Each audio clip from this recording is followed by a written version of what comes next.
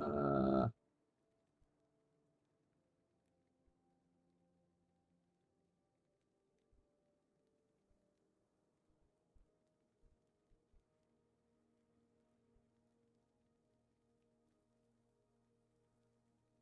why are my settings wrong?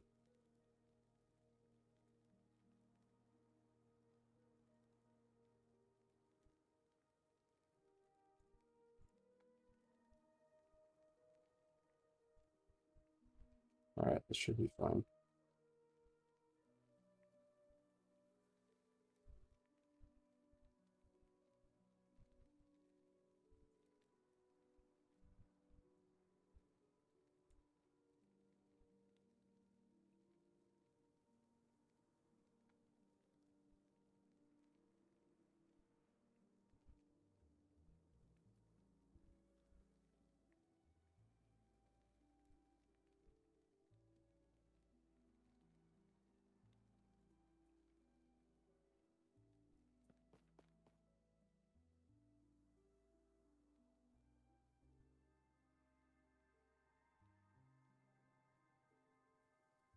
Okay, here we go. Is this actually working? Let me see. Do I have my chat? Hello, chat. Testing. Uh,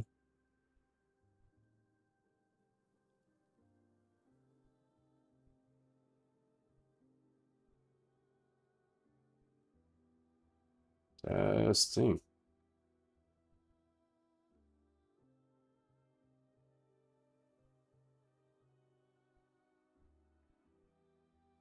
Is it not? Is it really not picking up my chat again?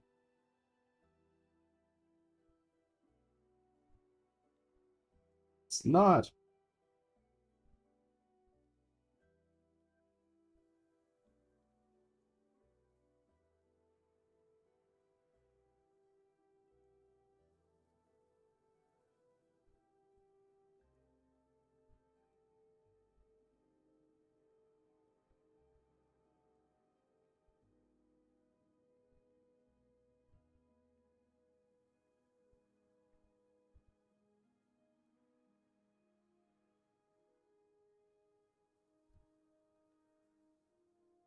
All right.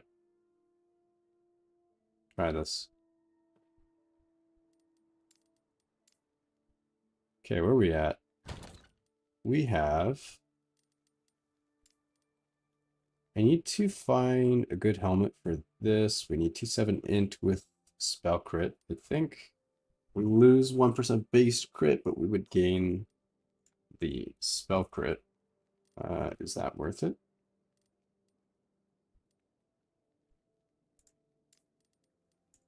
Do I really not have...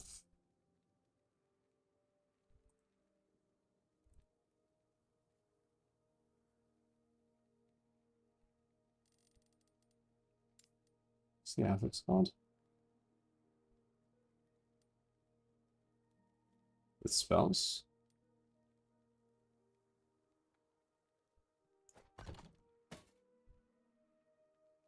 Oh no. I have links turned off. I heard about that. I haven't seen it. Can you DM it to me directly on Twitch? I want to check that out.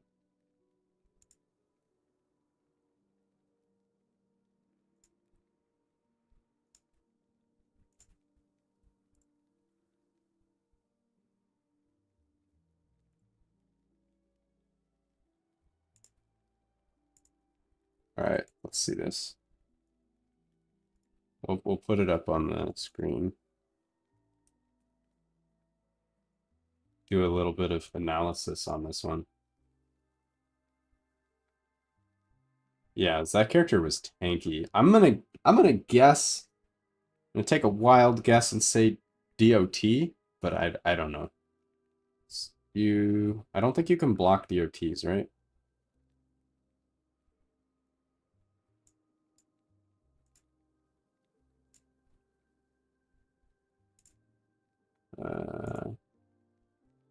You only die to bugs. All right. Why can't...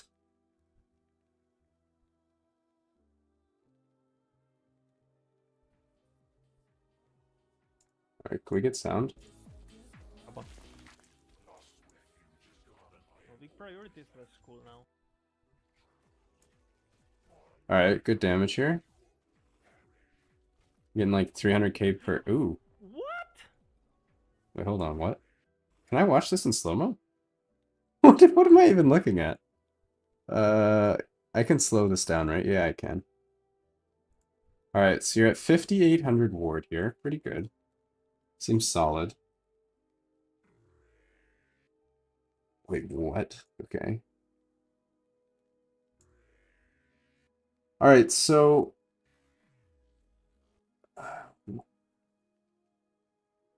Okay, so it should be spinning counterclockwise. I'm pretty sure, right? Is that right? It should be going counterclockwise, and it starts here. So this, where you are, should be safe. Right? But then it immediately freaks out. And then it goes behind you. You get hit by like 3 or 4 ticks. And yeah, it looks like there's about 3 beams here shotgunning. It's the cold one. Yeah, let's see.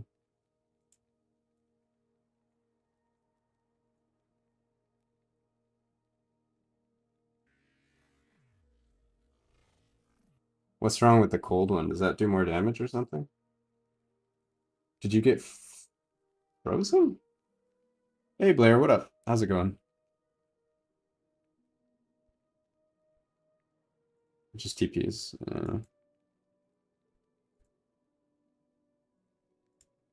I mean, you kind of walked with it though. Like this feels, I don't know. This might be a skill issue. You had transplant up off cool.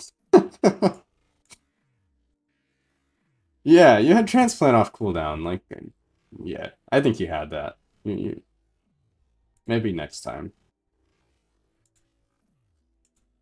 God, that was so fast though.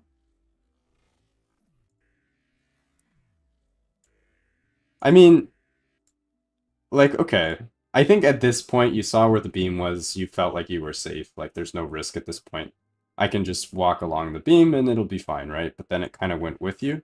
I think if you were paying attention here, you probably could have survived. Like you had transplant, you probably had enough time to react. But yeah, it's like completely ridiculous that the beam just like TP'd over here and then like, because you were moving correctly based on where the beam started, but then it just jumped you. Would you like Dark Souls if bosses did the same moves every time? No, I don't think so. I think that would ruin it. Like it's scripted, completely scripted fight? No, I don't think so. It jumped and clone. Okay, so did you stun the boss? Because like I feel like when you stun some of these bosses, the attacks bug out. Like the Void Bird, you didn't? Really? He turned.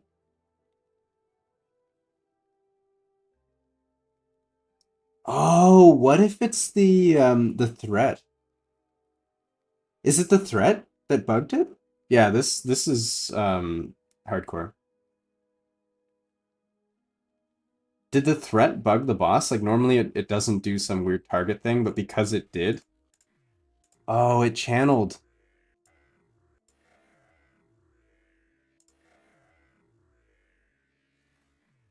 Oh, you're right. Yeah, you're right. Because the fire beam, okay. Yeah, yeah, yeah, yeah.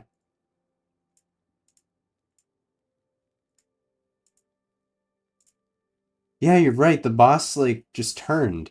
It turned the other way, which caused the beam to also turn.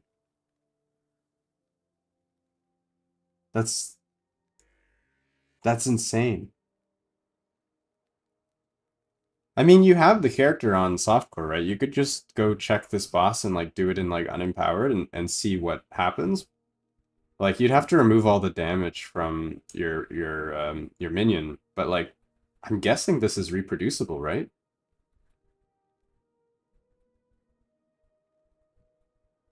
It's something to do with your minion. You got 3 times ticked at the same time? Yeah, so you're full right now.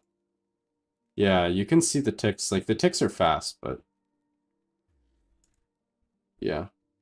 Yeah, you can kind of see here there's multiple circles. Like you can see kind of in the middle there's like the little rings. The cold beam makes the little like ring things. And there's like one here-ish. There's one like here-ish sort of in the middle, and then another one here. That's not what they normally look like. Not that I do this boss very often. The lightning one's kind of hard to see what's going on. Is it just the cold one that has multiple? Because the other ones look kind of normal. Maybe not. I don't know. That wouldn't make sense, because it's all one ability, right? It's that same ability you get from Runic Invocation. There's no way that only one part of it could be bugged. I don't think. I mean, you never really know with Last Epoch. Yeah, that's pretty gross. Oh man. I mean, you were trying to get them to change the game, right? You made your whole A-bomb build to show how OP it was, and you wanted them to like fix minions or whatever. But instead, you found another weird boss thing. Which seems like happens pretty often. I don't know how you keep getting these like weird bug things all the time. I feel like I play the game a lot and somehow I'm still safe. Increase spell crit. Oh, it actually says crit. It doesn't say critical strike chance, it just says crit. I feel like in game usually the affixes or whatever they actually write out the whole name, but here it just says spell crit. I've been searching for like critical whatever. But yeah, this is the affix we want. But not on this, obviously. Spell crit. I only have it on body armors. How's our gear? Our gear's quite good. We have this 3LP prismatic. Okay, so this is what we're working on. We have a 3LP prismatic. It's only a 3% base crit.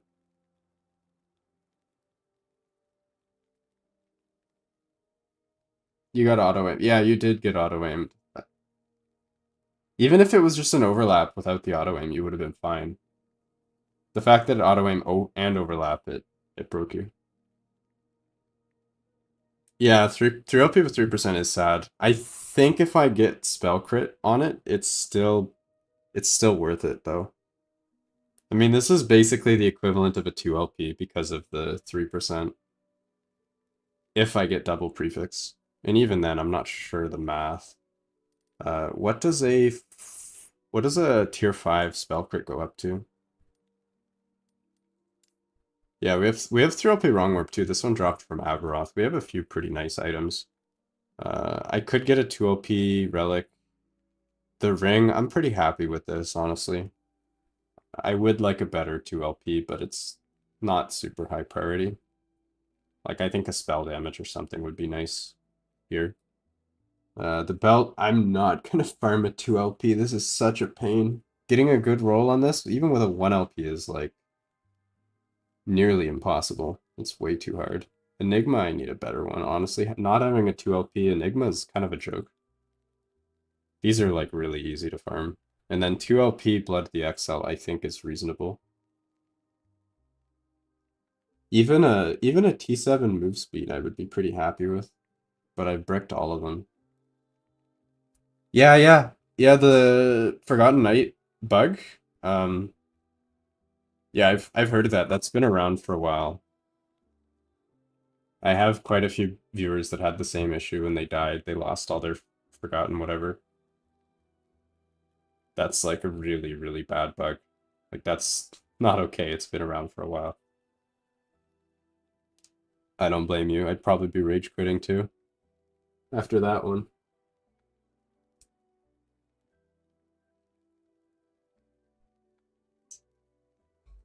Did you only have that one character in cycle?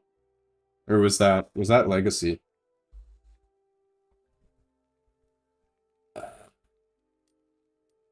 I might be able to craft something here. Let's try it.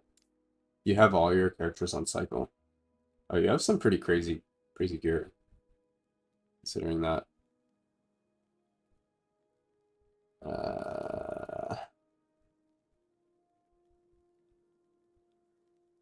Yeah, see, this is what we want.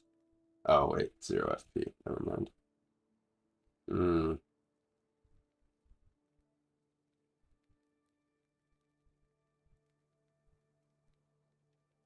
Your Will Arc is even crazier gear. When did you farm all this stuff? That's what I don't understand. Like, have you been activated or active this whole time, like since patch? I thought you were like playing other games. Very efficient. I mean, I'm pretty efficient too. Like, I farm favor fast.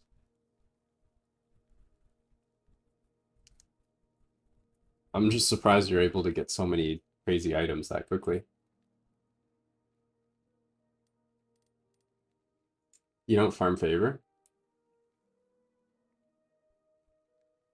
Hmm. Are you MG?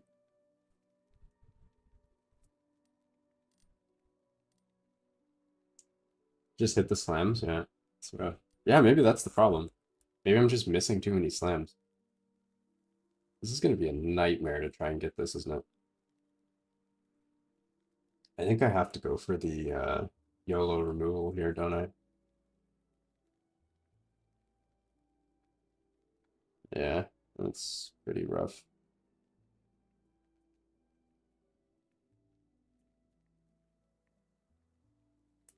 Okay, so if I YOLO removal this, I need a removal and a seal. That's really hard. So we do seal first and then removal. Hope to hit suffix. If we hit suffix, we roll it. Both of these could work. Yeah, I targeted order as well. For me, I just target all uniques. And then I get the exalts from drops naturally because I think exalt farming from prophecies is pretty inefficient unless you're doing rare items. But even then, the rare items are like not efficient reroll wise. Like you have to reroll too much.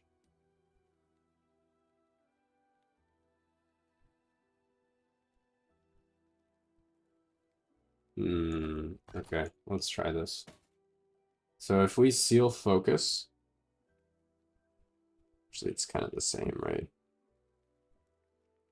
So I can either seal necrotic res and try and remove.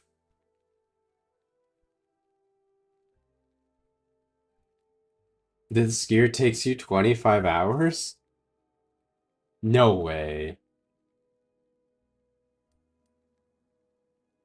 That's insane. That's actually insane. I mean, even on softcore, like 25 hours played, most people aren't even level 100 yet. You're saying you have all this gear pre 100? Like you have like T7 strands with like perfect roll, like T7 prismatic with 4, T7 good roll unstable. Like you have gear equivalent to that? Like that's insane. I wasn't anywhere near close to that.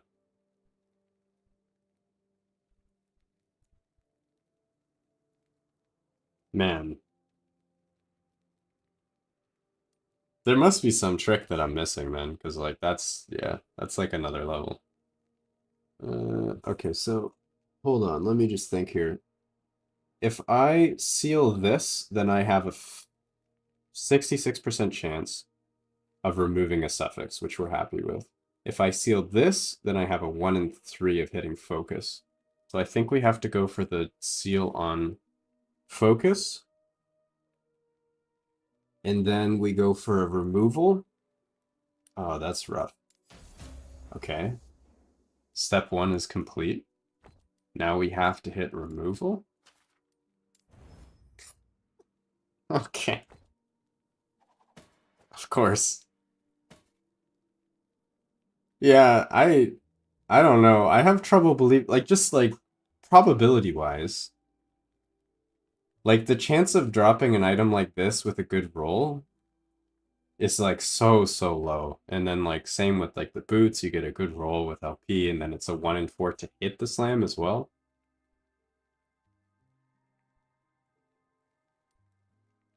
Check the account. All right.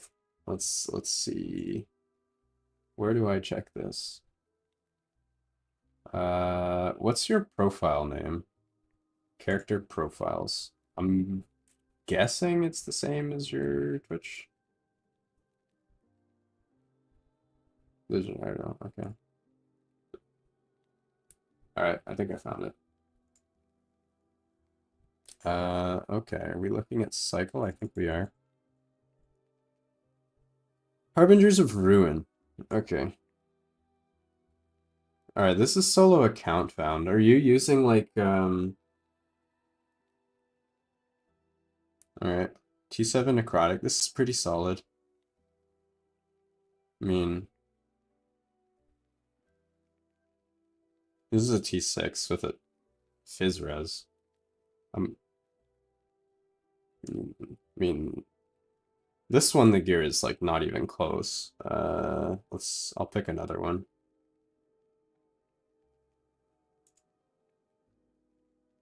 This one has no gear.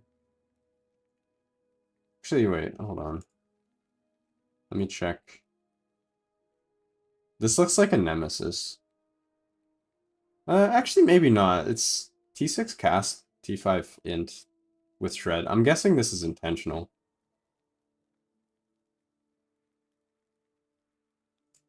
Not cycle? Oh, is this not cycle?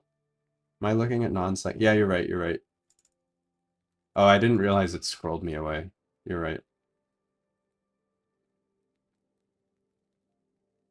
T7 with T2. Okay. I mean, that's a nice slam.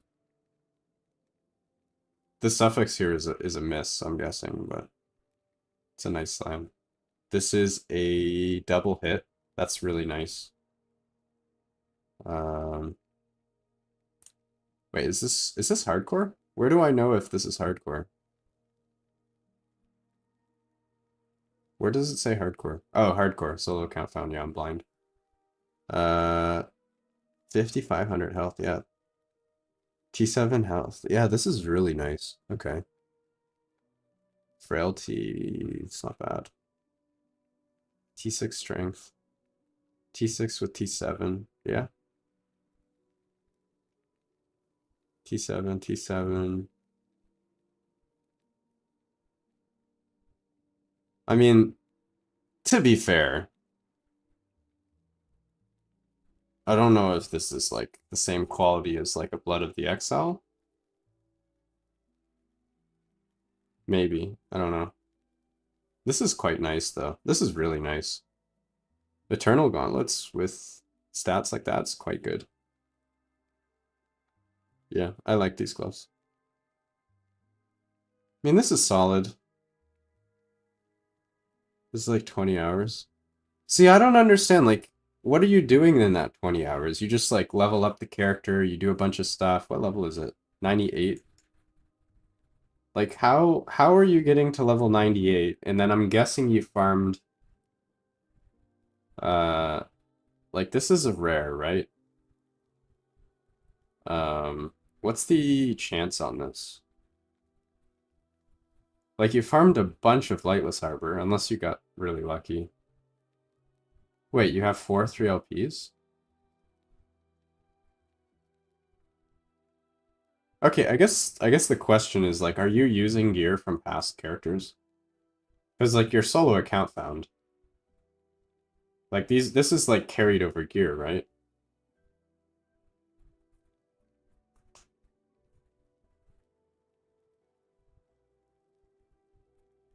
Like you didn't farm all of these and then you went and did Aberoth. Oh, I see. I got you.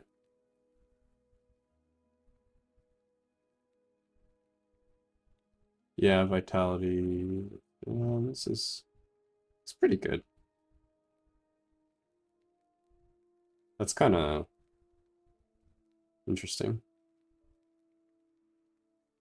These are really nice boots, though.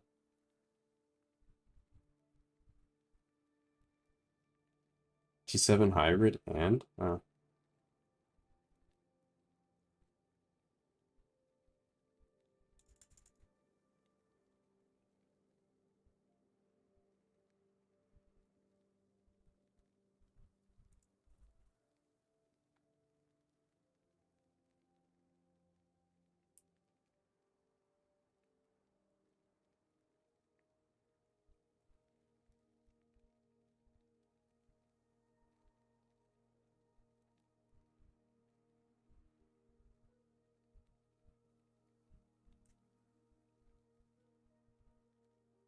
I mean, I think in general, most of this gear is not quite at the same level. It's still like really good gear, but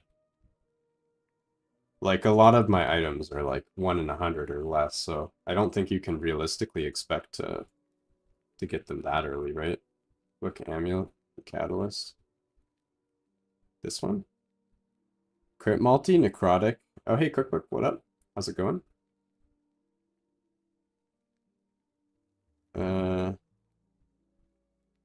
This is really nice. You have the sealed shred.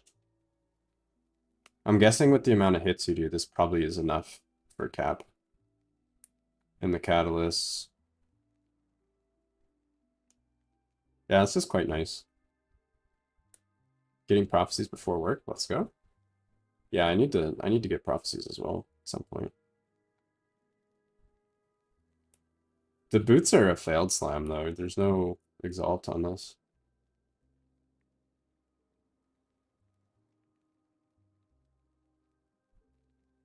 I don't really understand how you have time to farm dungeon while also like pushing for. I mean, maybe this is why hardcore characters take so much longer to hit 100 on race than softcore. Because like you're not getting shit for XP farming dungeon. It's like absolute garbage. Wait, was this a brick? What am I doing? I need to slam. Here we go. So we go for the seal again and then the removal. Guessing I failed the seal though, right? Come on, dude! What?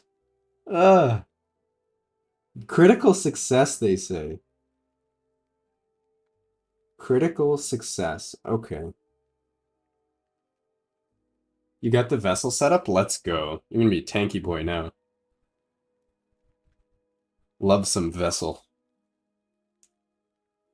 You ignore XP in favor? Yeah.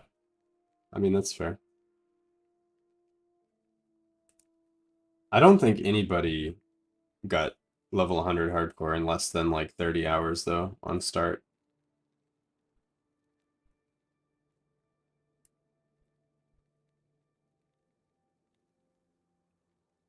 Any good tips for a new player that just hit empowered?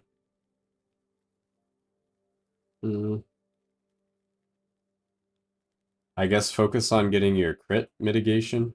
It's probably one of the big ones. Either through crit avoidance or crit mitigate crit reduction. What's it called? This thing. Cap res. Honestly, I don't even think cap res is that high a priority. I think you go for your all res blessing. It's pretty nice. But in last epoch, I don't really think like you need to be capped because of the way the math works. Like monsters all have 75 penetration anyway. So if you're like under cap, you take a bit more damage, but the opportunity cost of getting all your res capped is very high. Like it's very, very like costly gear-wise, affix-wise, and so on to like get everything capped.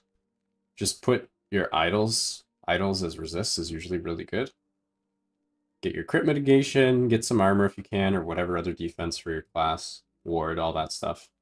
And then for the most part, you're fine. You don't really need good gear for 100 corruption. You died 97. That desync bug. Yeah, all of your deaths are so sad. It's like really painful. It's painful to look at. Oh man, what do I do here? Also, hey Cyborg, what up? How's it going? What are my chances of a despair? I think it's like 10%, right? Really, really low. I actually have a lower chance of hitting despair than hitting removal. So I think we just go for removal. Probably gonna hit int again though. Okay, we hit suffix. Very nice. We hit suffix again. Yeah, but now I have no FP. Okay, maybe we can make this work. The problem is adding an affix here is just like rip to your FP. Okay, okay, interesting.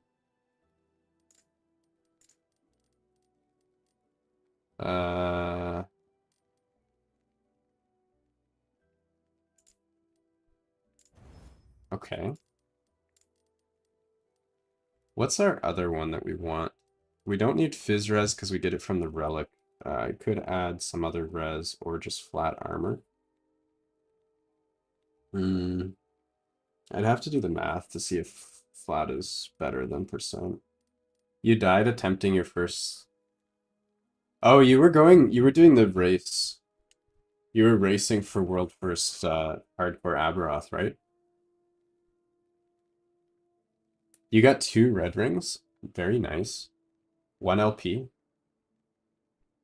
Did you slam it or no? You almost won twice. Yeah.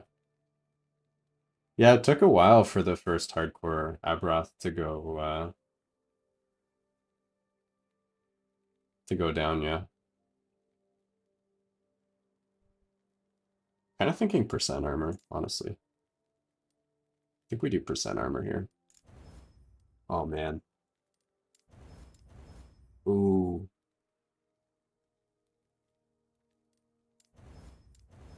Oh my god, it's still going.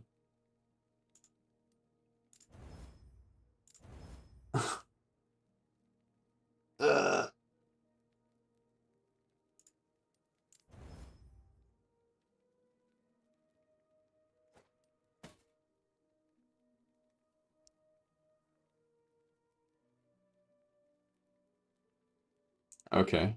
That was an interesting crafting session on this helmet. We removed every single affix except the T7. And then crafted a T5 and a T4. I don't know if this is good enough, though. Do we slam it? 54 spell crit, so 108%. I lose 1 on this. Honestly, if I hit 3 affix on this, then it's quite good. It might be worth it. I could probably go for a better one, though.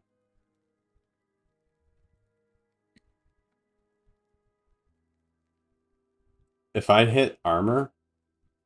Okay, what's my chances here? I need double prefix, which is already 50-50, I guess.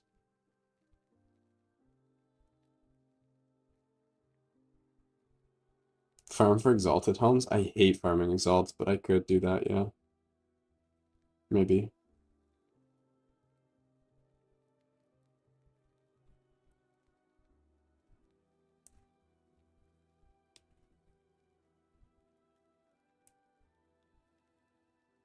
Exalted and super common? It is not. It is really hard to get exalted ints. For whatever reason.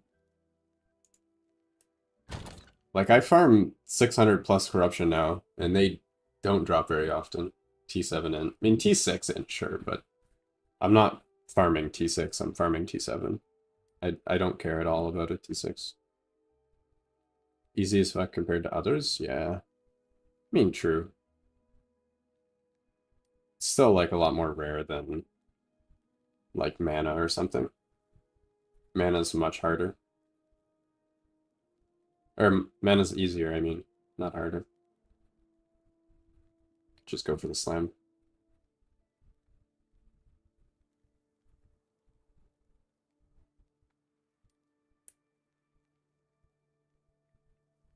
If I hit the crit reduction on this, then I don't need... It is sad, yeah, true. Yeah, that's a good point. I mean, whatever. I can just do some more farming. No big deal. I have gloves on right now. I don't really want... You have the feeling that specific affix drops more often than others? That is true. They do drop. Affixes have reroll chance, just like unique items. Same idea. What do we want for lenses, though? That's the question. We have a lot of stuff we want here.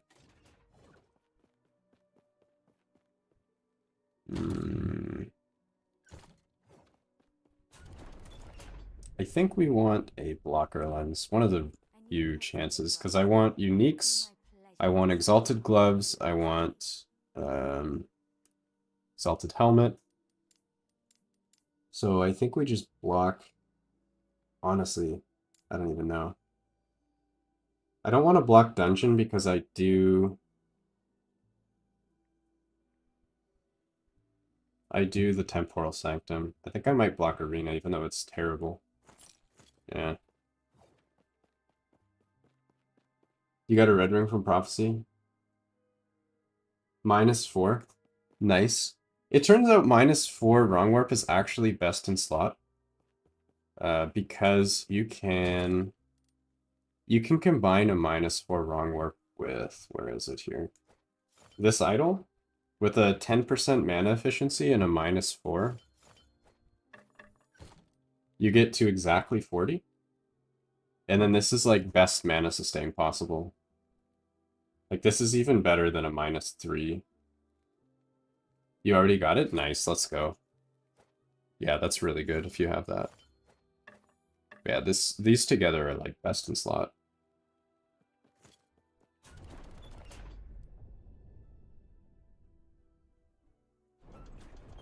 Different affixes have different chances on different item bases? They do. That is exactly how it works, because the pool of affixes is different, and reroll chance is affected by the other affixes in the pool. The math is kind of complicated, but yeah, it definitely does make a difference. Oh, beyond that, I don't know. Maybe you're right. That's getting into some stuff. But anyway, yeah, thanks for dropping in. Take care. So what do we want? We want exalted gloves, we want exalted boots. All these suck though. We still get oh. Good call. We want helmet. We do want helmet, but I'm not gonna run crappy ones though. I'm very picky. Boots? I might actually take some rare prophecies too, just to farm exalts. If I can get good boots, eventually I want to do 2 LP Blood of the XL, so I might actually take some boots here. Just trying to go for exalts. If I don't get anything else, I'll take boots. Helmet, Hearton, no thanks. Yeah, all these suck, so we'll take boots. I'm just grabbing like anything useful I see just to save on the reroll costs. This is just like trying to be efficient with our favor, basically.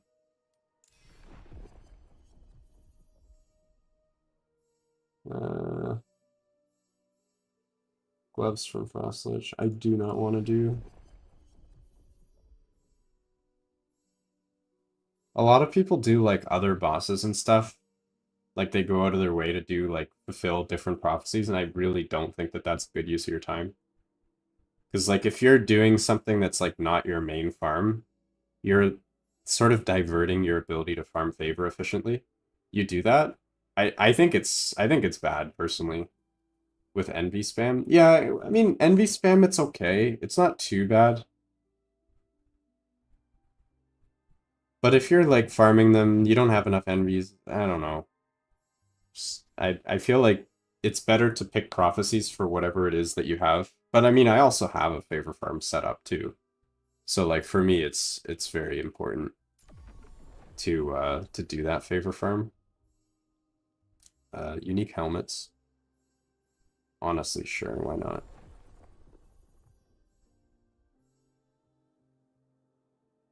What's my thought on the mid-season refresh? Man. Oh, I don't know how to answer that. I'm not even sure how I feel. I mean, there's pros and cons. I don't know. I think it's cool to get like some new stuff, but I feel like they're just trying to like pacify players to like push the kick the can down the road or whatever you call it. Uh, Not super hype.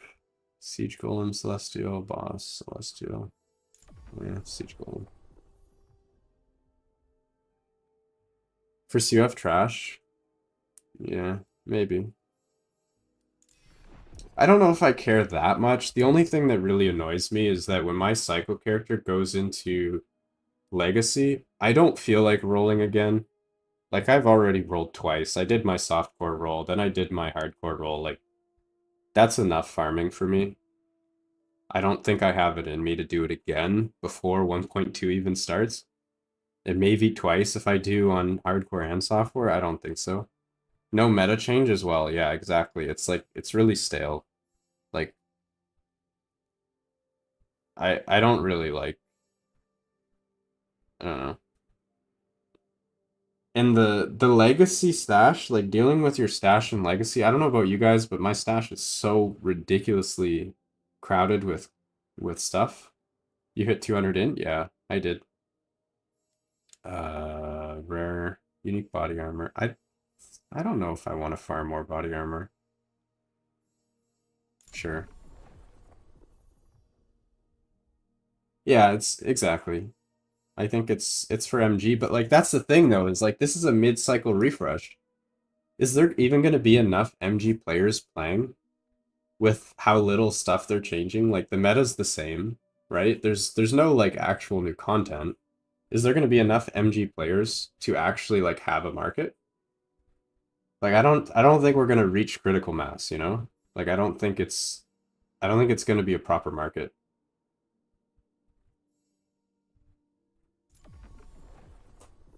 Yeah, feels pretty bad.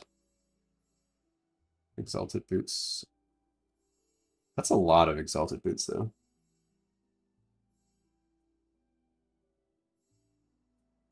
Mm, sure.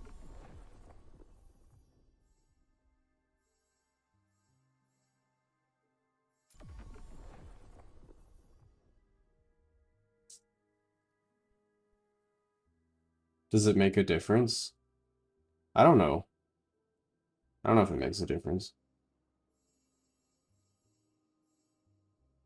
I mean, boots isn't even what we're farming, but I just keep getting boots.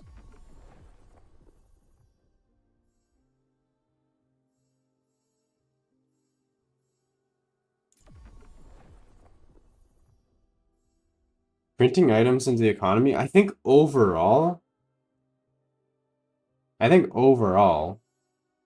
printing items like gold dupe or whatever raises the level of gear of all players, like to some degree. Because like when you create a bunch of gold, even the people who are not duping, they're selling their items for more gold, which means that like over time, that gold that's in the market is going to sort of disperse to like all the players farming items to some degree, right? Like everybody who's actually farming, actually playing the game, getting good items, like they're all going to get the gold. And then what they're going to do is if there's like a lack of items, like there's too much gold and not enough items, they're going to farm Lightless Arbor for basically free.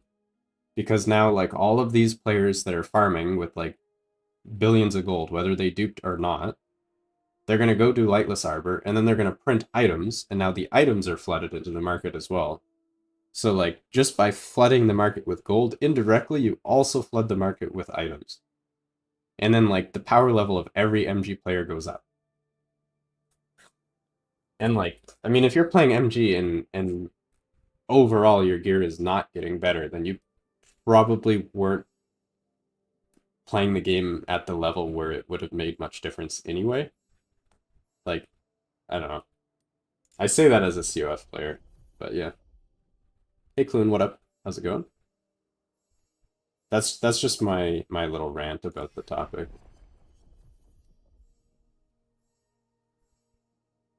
I mean, the same thing happens in PoE too. It's like people see like the price of a mirror on like day 2, and they're like, "Oh wow, the mirror is so cheap. I'll be able to buy that in no time." And then like as it goes on, the price goes up, and then like people are like, "Oh wow, I can't afford it anymore. What the hell? What happened?"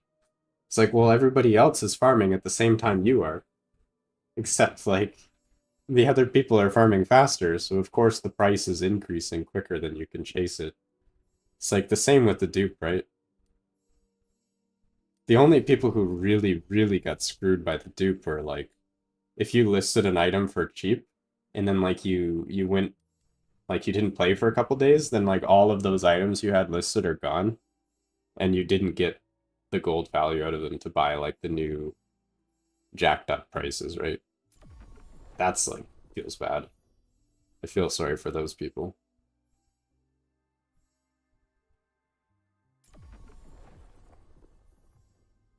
Uh yeah, give me that. Just keep getting boots. I don't want boots. Rare armor. Yeah.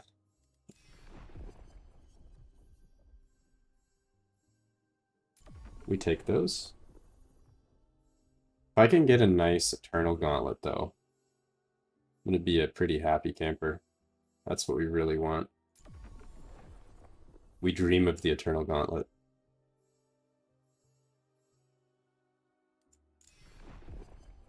Actually, maybe...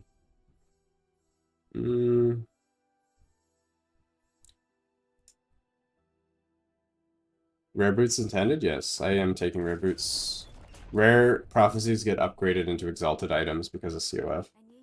They are technically more efficient if you're looking for items to slam.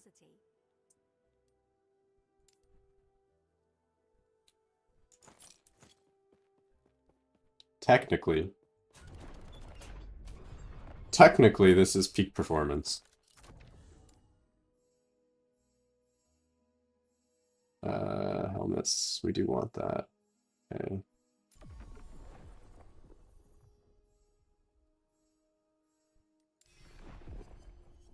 I could also go for Weaver too, but I don't know if I want to bother with that. I feel like Eternal Gauntlets is way better than Weaver. Especially in hardcore.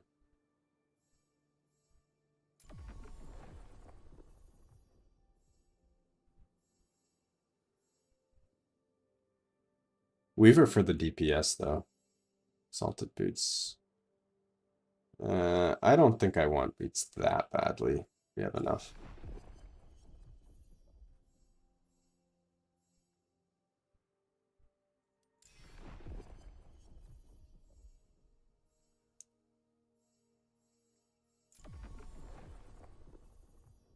Unique boots I'll take though.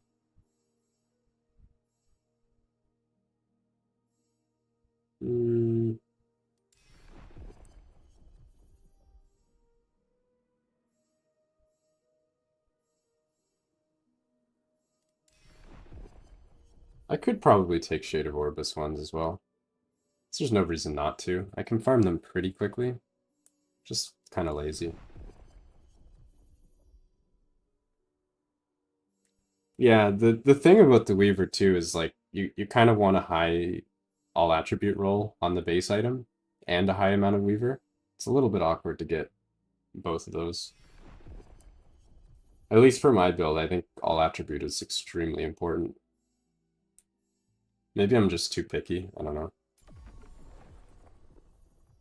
Could be that.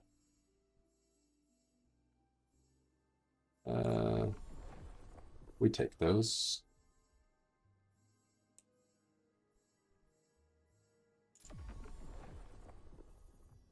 I also changed my favor farm strat just a little bit.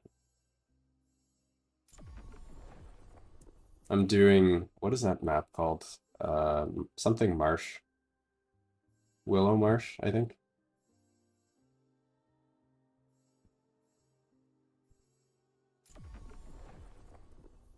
So I found Willow Marsh actually has exiled mages and stuff in them as well.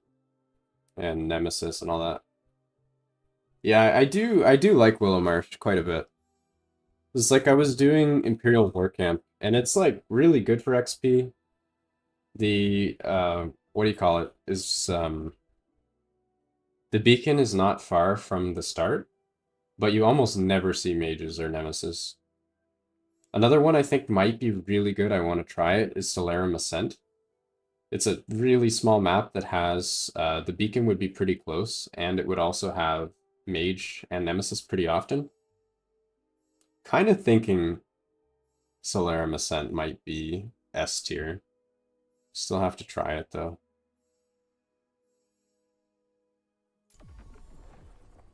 TC was doing Ascent. What was his conclusion? Did he like it? Did he do any math on it? Any numbers? Still alive? Let's go. Hey, what up? We are still alive. We're just trying to get some farm on now. He was happy with it. I accidentally completed a Solarium Ascent beacon. I have one in my timeline. Frozen Lake Beacon? I find a lot of the snowy maps are really laggy in this game for whatever reason. Like I get a lot of frame drops in like most of the snow maps. I'm a little bit like sketched out about doing that in hardcore. Because my favorite farm is at 650 corruption now, which is like a little bit on the high side for hardcore. Like there's some risk of dying.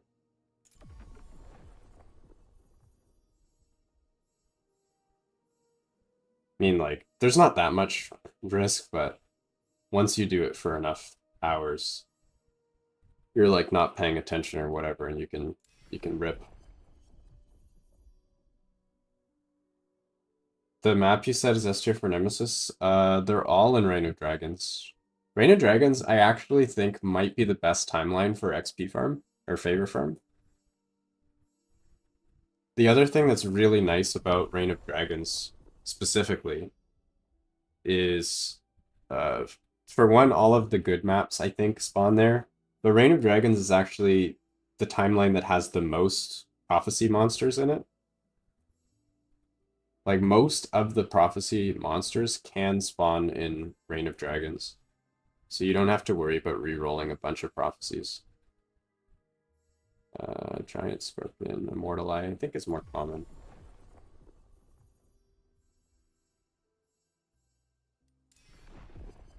Am I going SORC for the mid-season? I don't even know if I'm going to bother with the mid-season. I've re-rolled way too many times in the last couple months. I don't think I have the energy in me to do it again. It's too boring.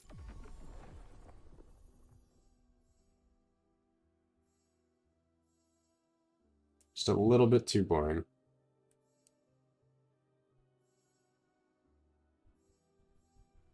Yeah.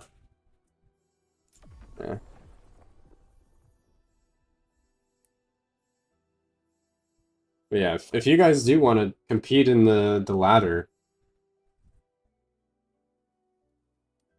you can always just do the Frostclaw build. Seems like it's pretty strong. Is Hardcore Ladder going to reset? Yes, it is.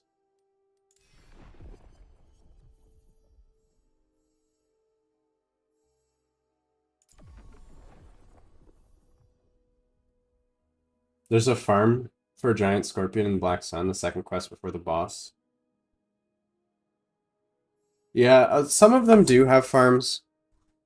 I don't really bother with the farms. Like, there's a Void Horror farm too in the last timeline.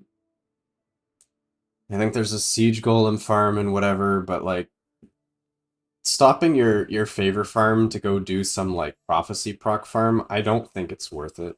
I just think you're basically wasting your time.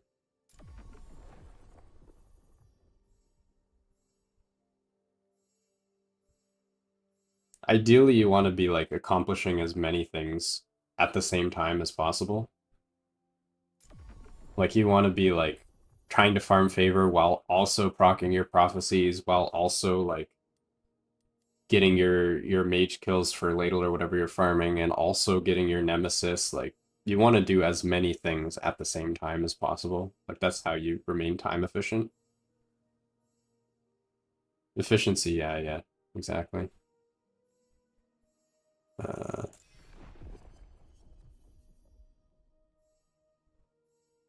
yeah, rare enemy. Hmm. Yeah. Could get a 2 LP on the body armor, probably. Seems reasonable.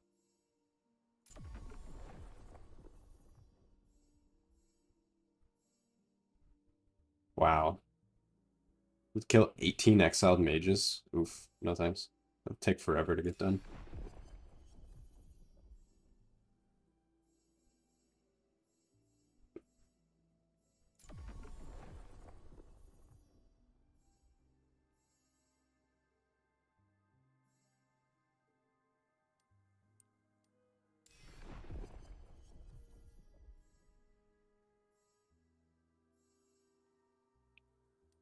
Actually, while I'm here, I probably should. I do need to farm a wand as well.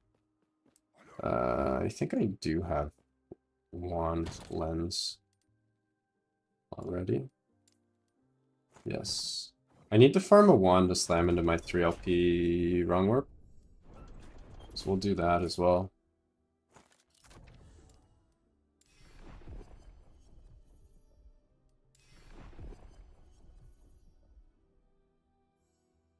So I can also grab unique catalysts too if I see them.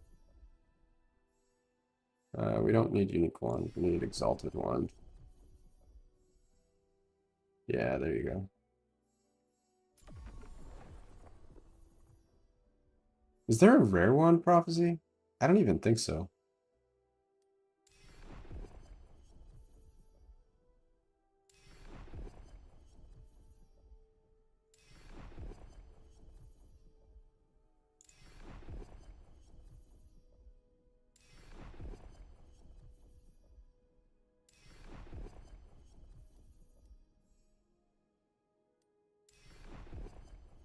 Also, rolling for weapon prophecies sucks so much.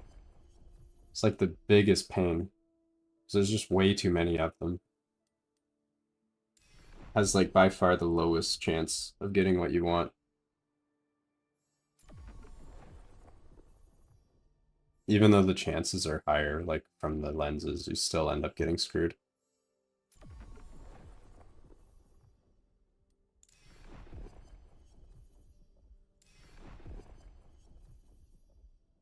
Because math.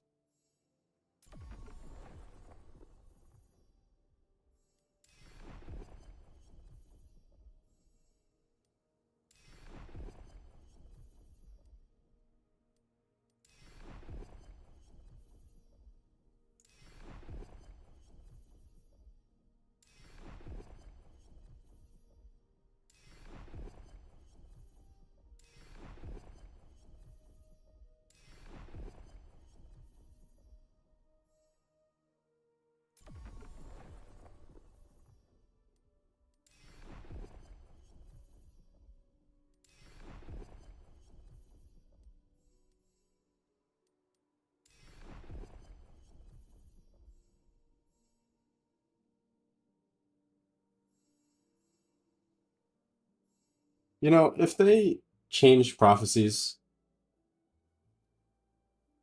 how much favor am I spending? Like 550,000 or something? I'm also not really paying attention. So this is like a lot slower than I go when I'm like not streaming. Trying to like focus on chat while also looking at the prophecies. I like go through the prophecies like 3 times.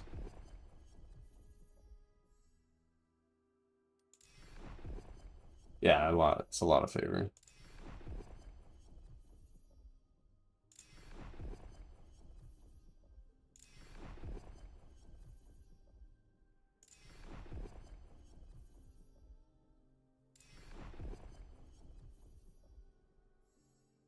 Void horror. Eh.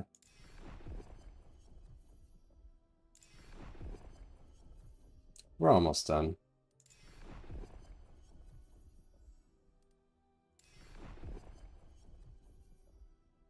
But yeah, if I could just like make prophecies all cost more but not have like all the garbage, I would take that so fast. Just remove all the like garbage prophecies or add like prophecy selection, just so I don't have to reroll as much. Like just take my favor. I don't care. Just save me on the rerolls.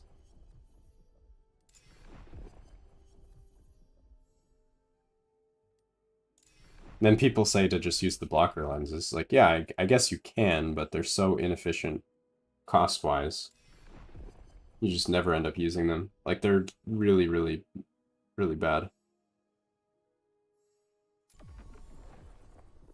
Am I going to do Arena to the Death before reset? Maybe. I don't know. I might. There's not really much point doing it before reset, because then I just lose. Even if I get rank 1, I just lose it right away anyway. So I can't really compete with like some of the bugged, what do you call it? Like legacy hardcore ladder? It's just no chance. The best ending. Yeah, true. I do need to get a few more upgrades though. This kind of guy deserves to stay alive. Maybe, yeah. Yeah, I don't know. I kind of enjoy this character now. I almost don't really want to do that. Like if I die because of like I push too hard or I make a mistake, you know, whatever, fine. But to just like run it into death, like knowing it's gonna die, I don't know. It feels bad. If I'm gonna go out, I wanna go out because of something I did wrong.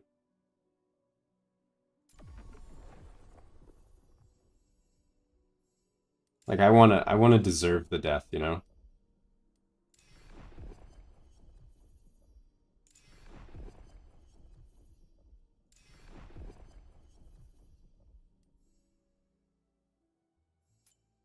Ah, I wanted that one.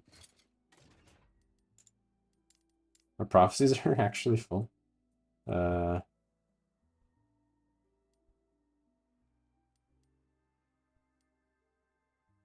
actually, I can.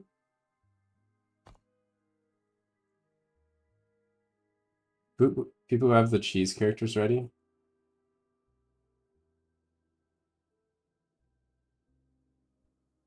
Yeah, it's all about that cheese, isn't it?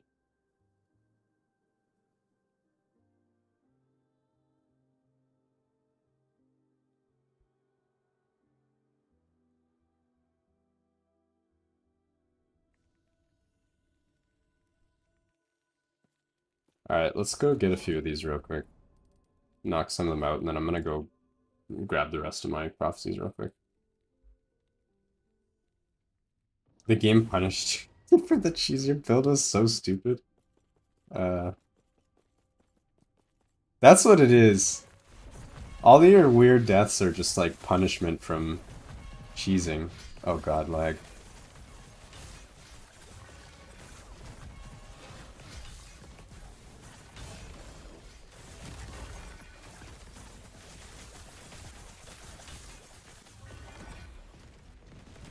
Alright, let's see what we got. Crit multi-spell damage, okay. Cooldown. Crit reduction. Mana spent gains. T6, these are all crappy.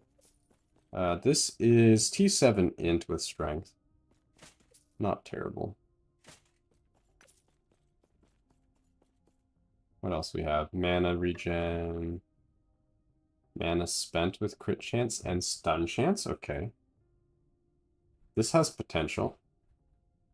I could seal crit chance, throw on T5 crit multi, and then I think lightning pen, maybe?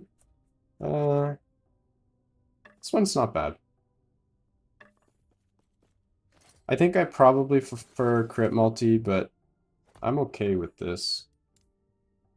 Yo, Mac, what up? How's it going? So one option is lightning pen. Lightning pen wouldn't help with static orb though, because with static orb you add a bunch of non-lightning damage. So this is like not best in slot for static orb.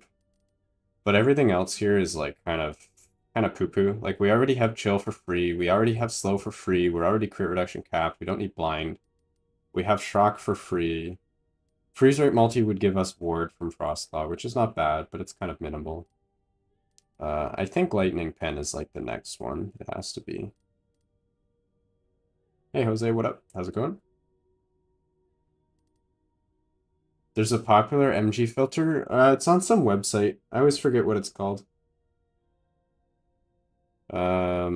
Something Sanctum, I think.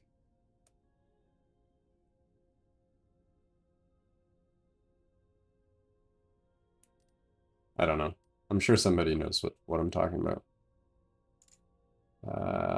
Okay, let's go for the craft. Let's do it. I believe. Here we go. Lightning pen it is. Okay, we need this seal here.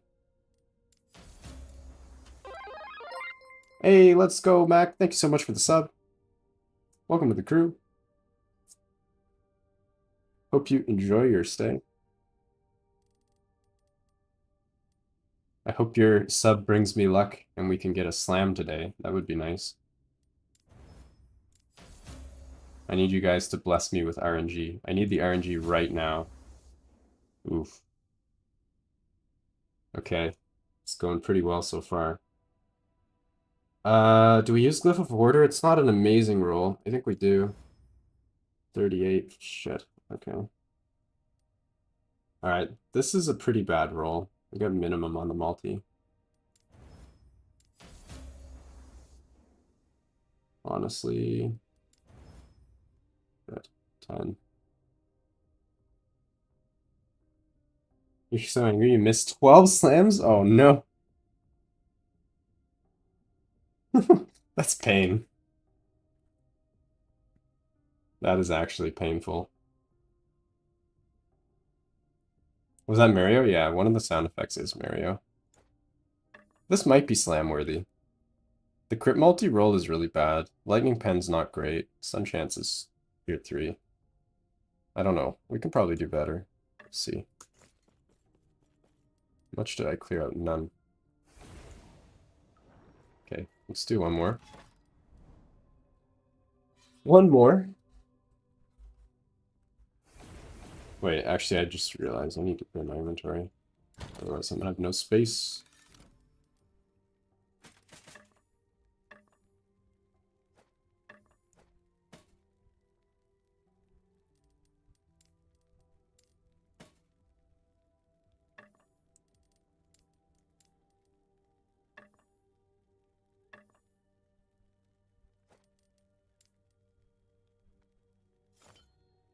The Sanctum Market. Yeah, that's what I was talking about. That's the one.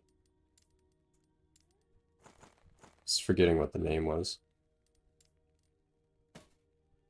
Crit multi-spell damage. I don't know. We need better than that, don't we?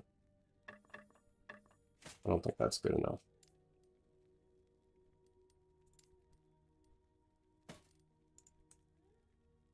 Oops, where did I just put that? There it is.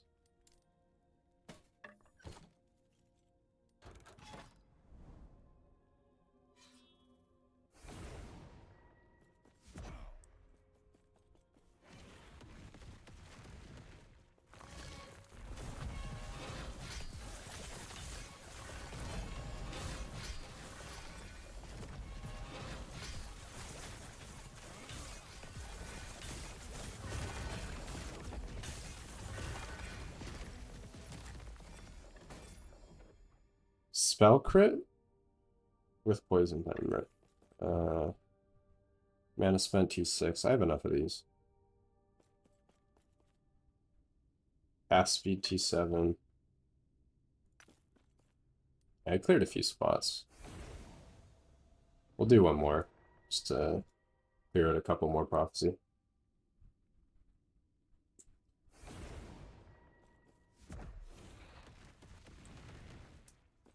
You guys like the meteor tech with the Flames of Midnight Ring? It's pretty sweet. I'm enjoying that one.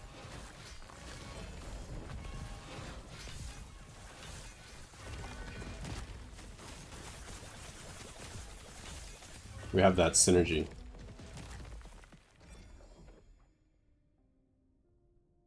Two LP Prism Wraps? That's a nice one. I like that.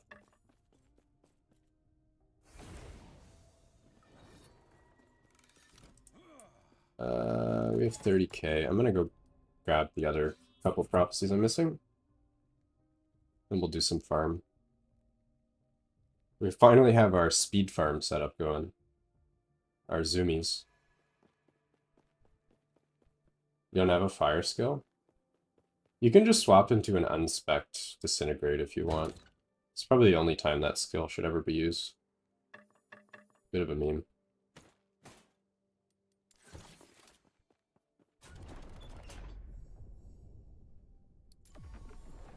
The disintegrate tech. Ah, it's great. Love it.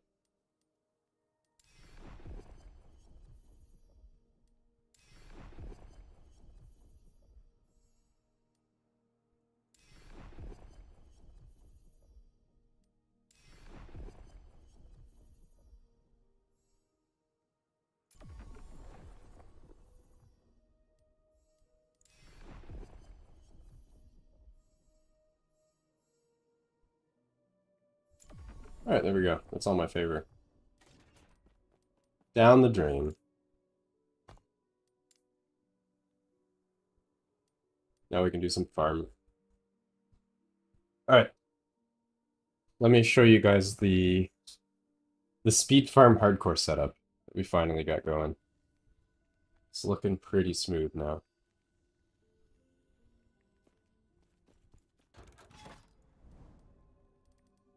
Where are we? Willow Marsh. There we go. Willow Marsh Beacon. 650 corruption. What am I target farming? Just favor. Nothing specifically. Yeah, see, 150% move speed. I do want move speed, Blood of the Exile boots. I still don't have that.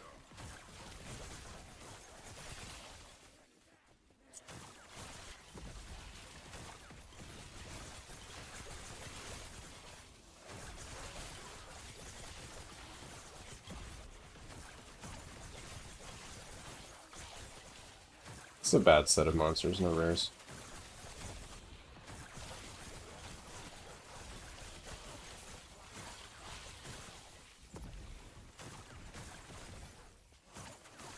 You can see how the cooldown of my Flames of Midnight Ring is pretty much the same as my teleport, so I can kind of just like warp across the oh shit.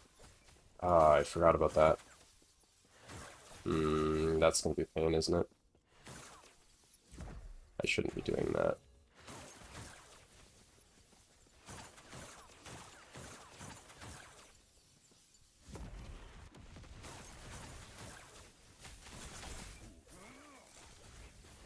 Oh god, I did it again.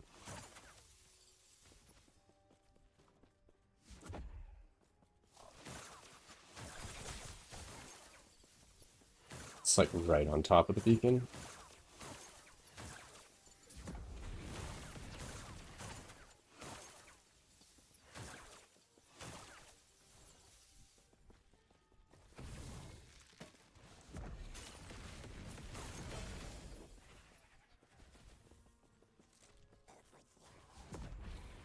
This is so stupid. It's like impossible to get the loot without completing it.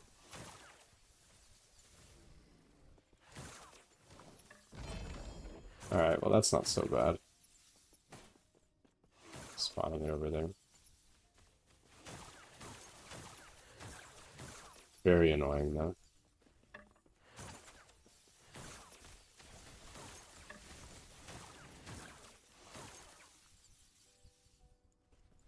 This is how you die all the time? Well, hopefully that's not how my run ends. That would be a pretty sad way to go.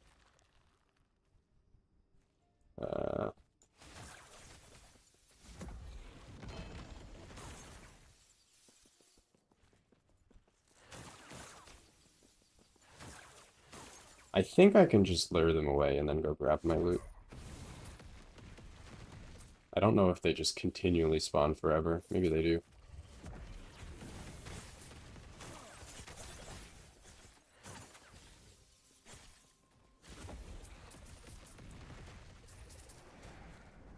I don't know if they do. Maybe they don't.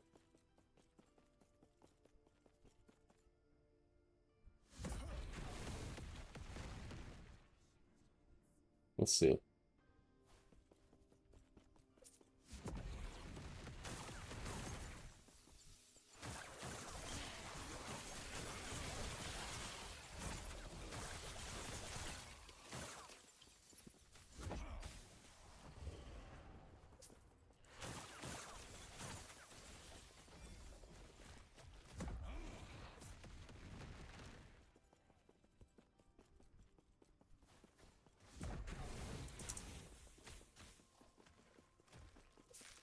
Oh god, they do keep spawning. Come on.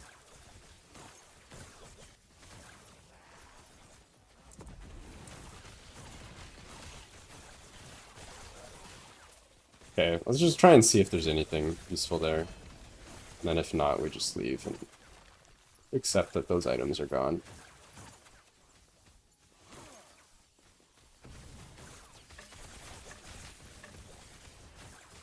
Okay, we got some.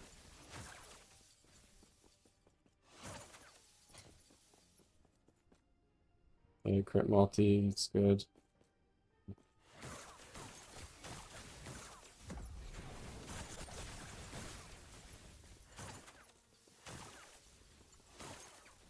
Okay, let's go run in and grab some stuff.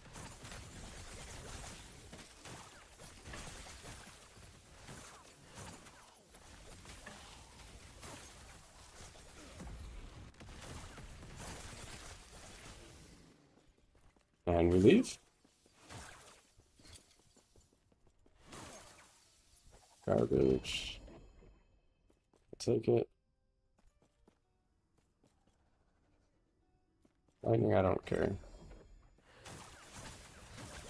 Spell crit, sure. Spell damage, I don't care.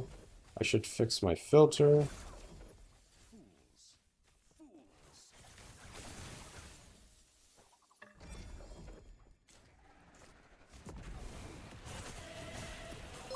Hey, let's go, Perry. What's going on? Hope you're having a great stream. You're just joining in while I am perhaps getting myself into a bit of an awkward situation. I procced all of my loot on top of a beacon that I'm trying not to complete in hardcore. So you could say mistakes were made, and that would be a fair assessment of the situation. Okay, we run.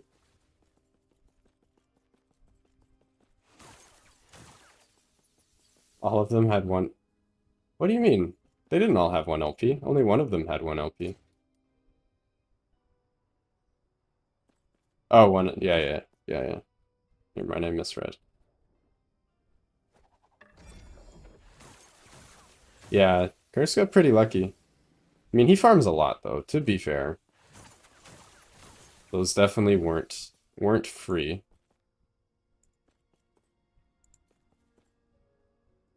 Okay, let's see if we can 90 and 10. Actually, that's keepable. That's a really nice one. I don't care about Earnsville. Okay, here we go. Alright guys, let's make a run for it.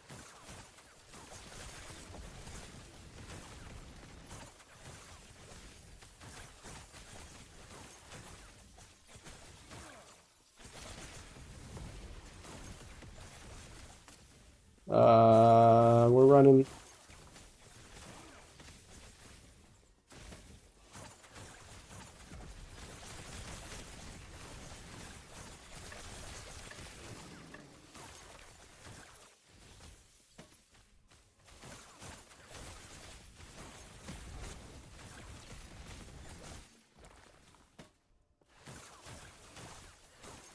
Is this the build from the Frostclaw static orb guide? No, there's no static orb on this build. This is pure Frostclaw. Similar build, except only with the Frostclaw. God, what are we doing?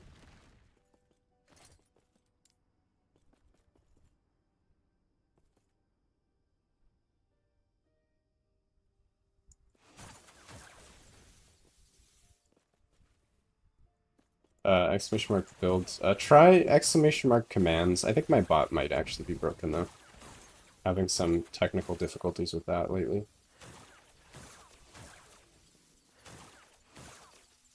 I don't actually care about Herald of whatever. Never gonna play that build.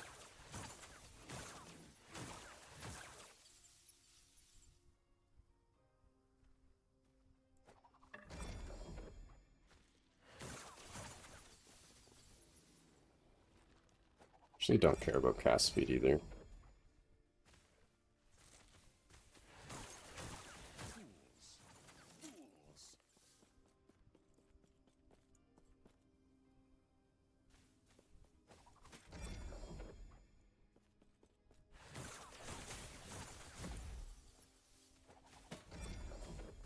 T7 mana we do care about. Good.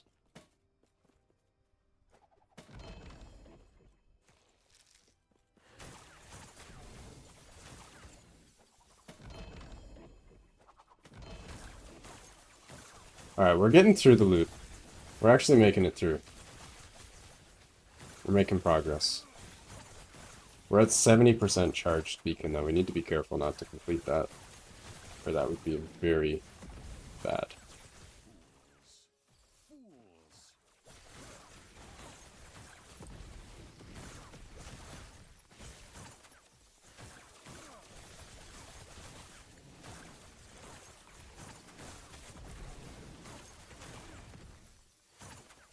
Alright, I think we can leave. I think we got all the important stuff. It was a little bit sketchy, wasn't it? Okay, let's grab the things that might be useful. Spell crit. Oh, crit multi.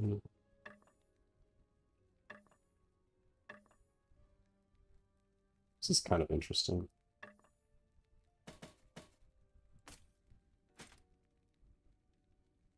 It's a really nice roll. 116, 13. It's almost perfect.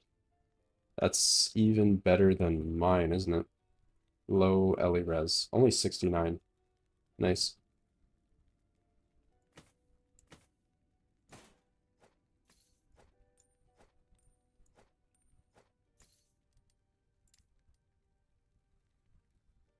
Is there a build in the sheet? It's on my YouTube. It's the infinite static orb, or infinite spark charge sorcerer.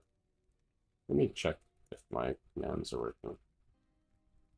Might only be for me. Let me try this. Ah, there we go. Yeah, try that link. That should be for this build. It's a little bit different, but mostly the same. Crit chance, spell crit. See, this might be craftable. Let's see if we can craft this here. 82 is really low roll. I need to seal this and put lightning.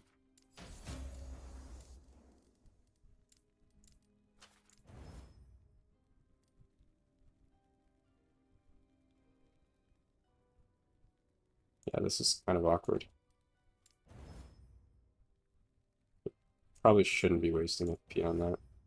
38, that's a terrible roll. We have to. 140, we'll take that.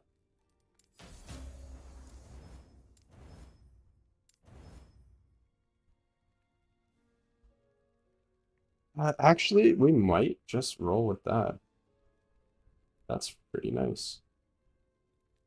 I think this deserves a runic creation.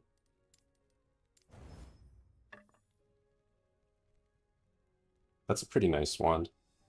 Even freeze rate multi is good for Frostclaw as a ward. It's a really nice wand. I think I will slam that unless I get something better. Seems unlikely at this point. But we can try. This is Nemesis Eggable, I think.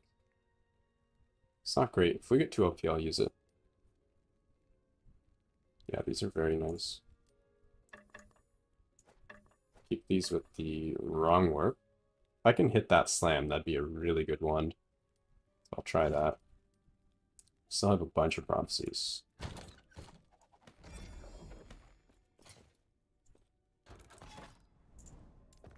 Alright, let's keep going. The other one with 13? I already have, like, this is already as good as that. I have no reason to use a 1 LP. It's just not worth the effort of slamming a 1 LP when you already have one that's like almost perfect. You're just kind of like wasting your time, really. Hardcore tune is already better. This hardcore tune honestly is pretty insane. There's probably not that many hardcore tunes with better gear at this point. Not in cycle, at least. I'd be pretty surprised. Oh god. Lithrax, we leave. Lithrak is an instant reset on hardcore, no chance. We are not playing with that. There we go, exiled mage.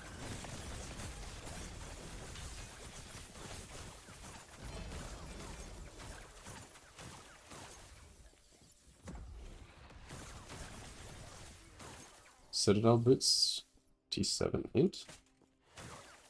2 LP ladle. Why are these showing up on my filter? But actually, why are these on my filter?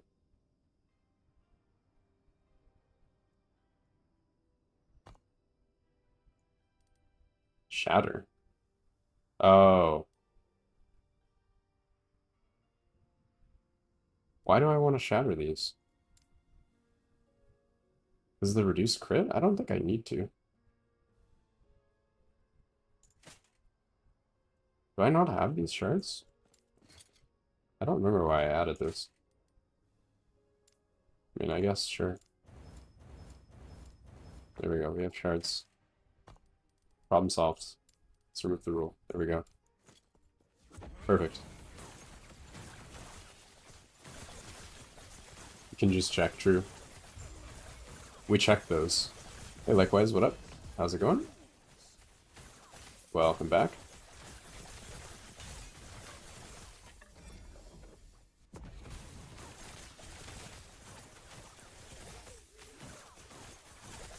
The other annoying thing is I don't think those dudes count as bosses, even though they have boss health bars. I feel like they should. They either need to remove the boss health bar or make them not count as a boss.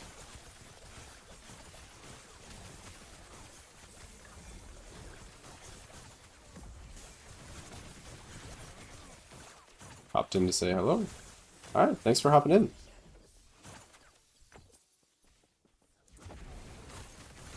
Appreciate you dropping by. I'll catch you in the next one.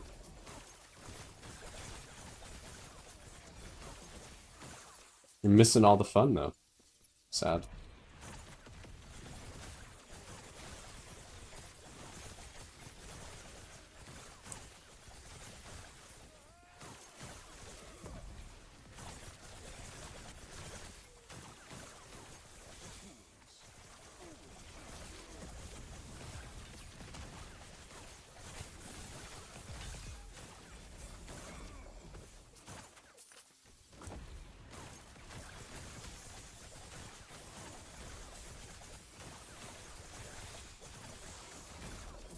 one of the videos. Yeah, I mean, these all end up on the VODs anyway. Not that I imagine that many people are watching them, but never know.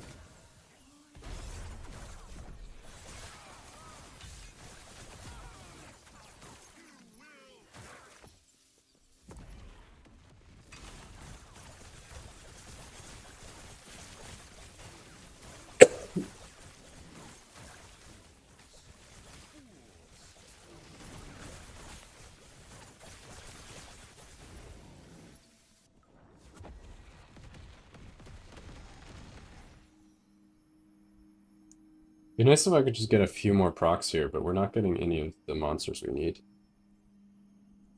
Feels bad. We need like Immortal Eyes or something.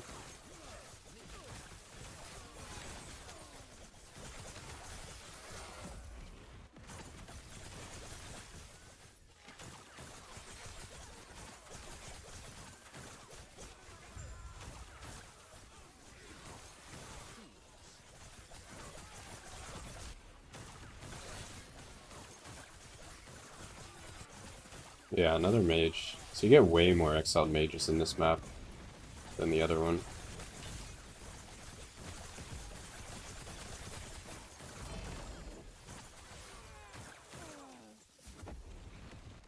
There we go. Hey Moonski, what up? How's it going?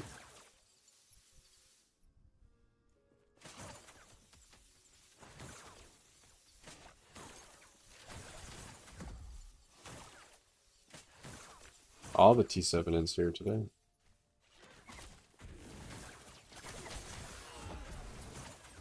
Yeah, it's all about that farm. It's the end game loop. It's just farming.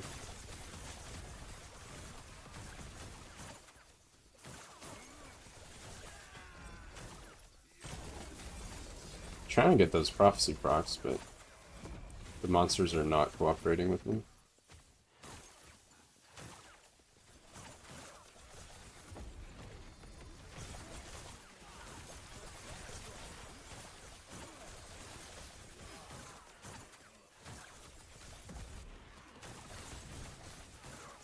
Speaking to start a druid, some pretty cool bear builds that you could do. Yeah, bear form.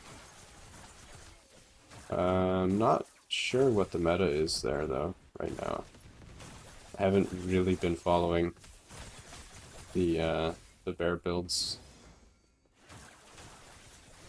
You should be able to find some stuff on the last Epoch Planner though. There's a pretty cool tornado one Dreadful's been playing around with, where you shoot a bunch of tornadoes, then you swap to bear form, gives a bunch of damage to the tornadoes. Looks pretty cool. Moves really fast, clears good. Boss damage is pretty good.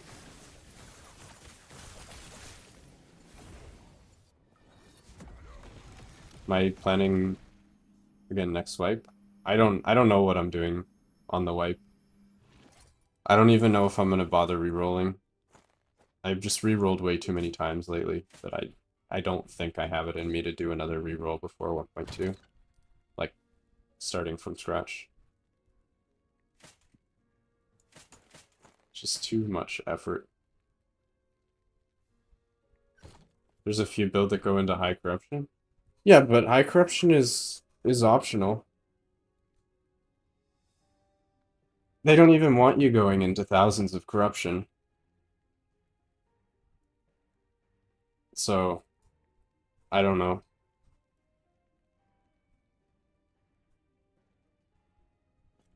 I think there's a problem when people are considering like there's very few viable builds based on how strong the like most OP unintended builds are. Because like that's not the benchmark that we're supposed to be using to measure like whether or not a build is viable. 300-ish is okay. Yeah, then like most builds can do 300 corruption though. Like the bear build can destroy 300 corruption. Like you're talking tornado bear, let's see. Maelstrom. This is not tornado. This is avalanche. That's not bear, but you can do that. Here's another one. This is the rank 3 hardcore character for level. This is a bear build with tornado. So obviously it's a really strong build. I wonder if there's any in normal. I don't know. Maybe not. Yeah, here's one. It's a druid. I mean, it's definitely not a bad build. You can do the tornado thing. You want to play Warpath? Yeah, I really want Warpath too, but I don't really play builds that are like D tier.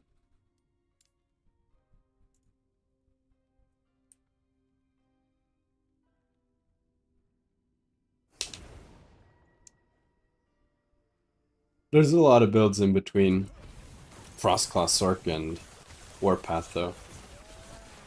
A lot of middle of the road builds fit in between those two extremes. Would be nice if the difference was a little smaller. But yeah, the top builds are just so much better right now.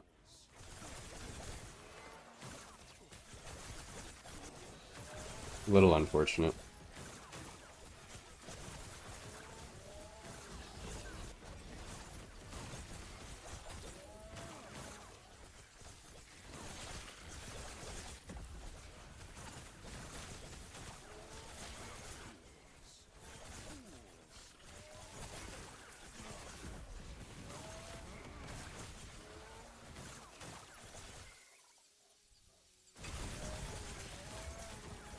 That beacon lag though.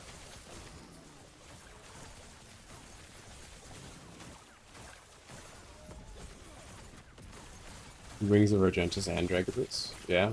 If you could get a nice LP on the Wings of Argentus, it'd be quite an item.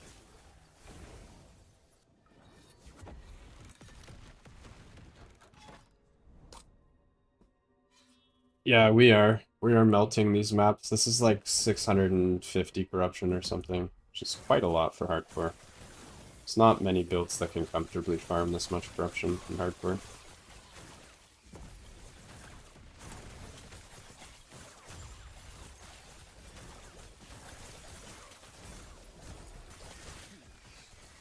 But yeah, I do think that this is probably one of the strongest builds in the game. Easily like top 3. It's very hard to compete with the Sorcerer Frostclaw right now.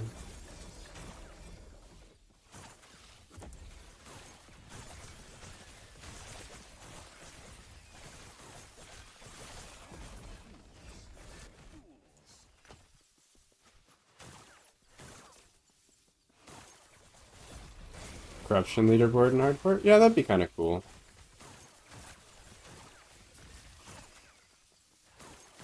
I wouldn't mind that. I think in softcore it's kind of pointless because you can sort of just smash your head against the wall forever until you get to high corruption. Like, you can cheese your way.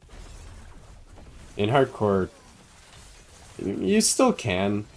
Like, you can do the cheese thing with Shade of Orbis. So, I don't know. I think the hardcore ladder, or the corruption ladder, would be a little bit broken with the way corruption currently works. Are ice spikes auto-targeting? Yes, they are.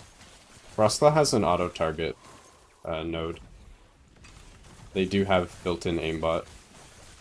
They also have built-in ailment cleanse, and built-in chill and slow. Bunch of other stuff for free. It's definitely one of the strongest skills in the game. But yeah, the issue with corruption leaderboard is that right now, what you can actually do is you can... you see right now I have 630 corruption in this timeline. I can go to another timeline. Yeah, we'll say I go to another timeline that's at, like, lower corruption, right? Like, here we're 323. I can drop the corruption down to, like, I don't know, 100. Then I can get my stacks of Gaze of Orbis, Then I can kill Shade at 100 corruption.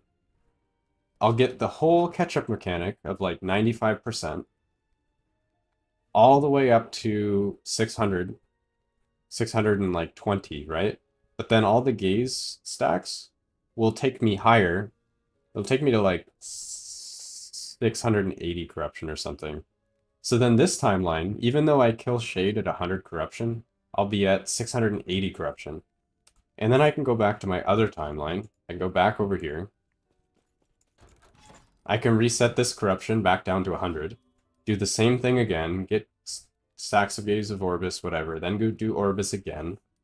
And now all of a sudden this timeline's at like 730. And then I just go back to the other timeline, repeat. Now I'm at like 780. Then I do it again, repeat. Now I'm at like 800. I can get to like 1,000 corruption without ever fighting a Shade higher than 100 corruption. Like, eventually there's a cutoff because you only get 95%. So you have to start moving up in corruption a bit. Like, you'd have to, like, reset to 200 instead of, like, 1,000. But yeah, you could push your way up to, like, 1,500 corruption without ever fighting a Shade above, like, 500 corruption. So yeah, like, I'm not a huge fan of... Until they fix that, it would be a little bit gross. You could also play build at one-shot. Yeah. I mean, you could. But even if you're playing a build that one-shots it, this tech still lets you cheese higher than you should be able to. Like, say your static orb can one-shot up to, like, 800 corruption. You can cheese up to, like, 2,000 corruption. And then if there was a leaderboard, like, it's whoever's just doing the best cheese wins. Like, the highest quality cheese is the winner. Like, it's not a game of skill. It's just, like, finding the best cheese and like, using the cheese, you know?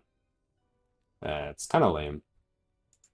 I don't know. Like, I like the idea of the corruption ladder, but then I feel like the implementation, like in softcore, it's just a joke. It's like eventually you can just slam your face into it. Like arena, you die, your round ends, right? Like your build could be crap, but you're never gonna make it far in arena.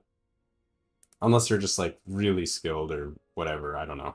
But like you could probably, like you need a good build. But for, like you can die like a million times in echoes and it doesn't matter. As long as you kill Shade, you move up. It's lame.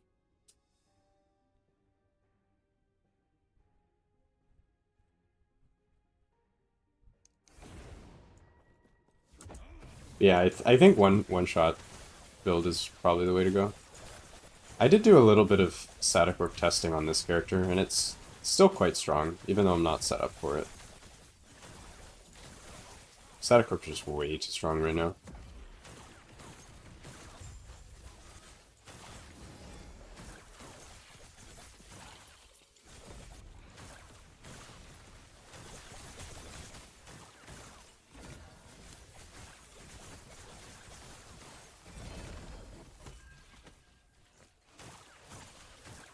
I was hoping that was Enigma. Sad.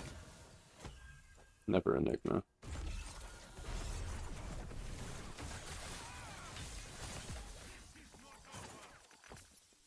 Give me the 3 LP Enigma, please. Game. Help a guy out.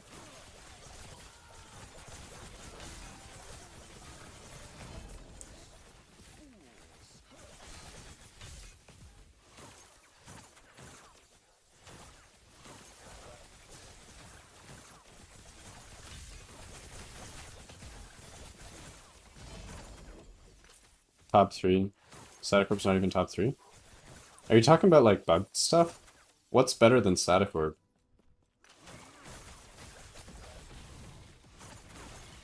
I think everything better is technically bugged, right?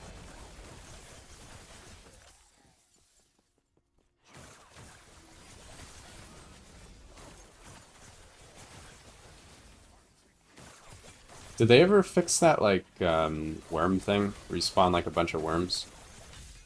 And then, like, blow them up or something?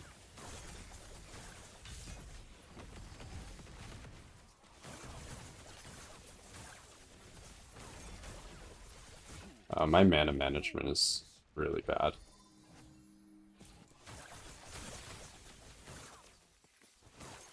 CHP Ballista?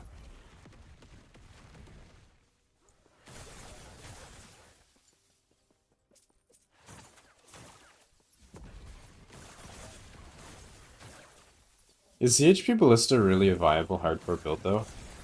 Like, eventually you're gonna get hit by something and just die, right? I mean, skill only takes you so far. At some point, you're gonna get wrecked.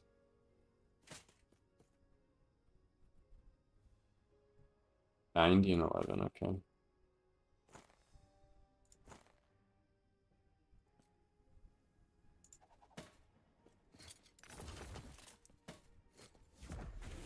Yeah, I don't know.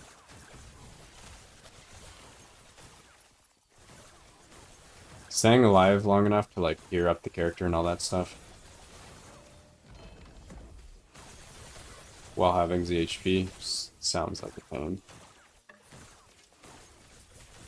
You tested it offline in 20k?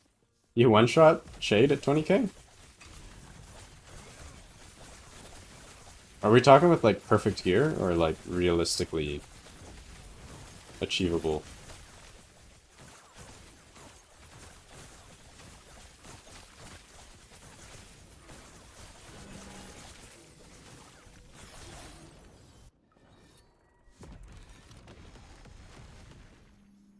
$30 equivalent? Equivalent, so, like... Okay, fair enough, yeah. I think 30 seconds probably fine. Do you stun lock it, or are you just, like, dodging abilities during that 30 seconds?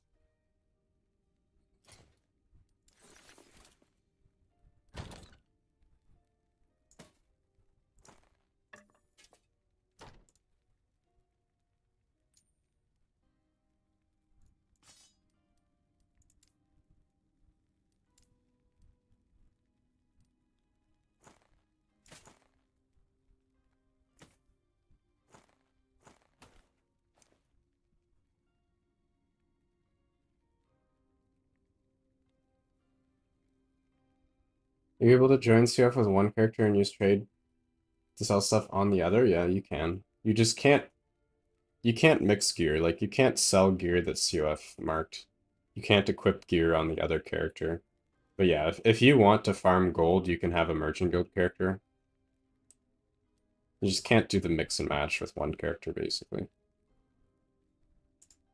See me play Ali made you stop playing D4? Let's go! Every time we get somebody to stop playing D4 is a good day. It can barely move. Okay, yeah. Then that's basically a cheese. It's pretty solid. Hey Nacho, what up? How's it going? How's your day going? Because how's your Sentinel going? It's another question. Saw you were getting some spicy gear. Same shit new day? Yeah. I understand. I know what you mean. Shatterstrike? Okay, okay. I'm interested.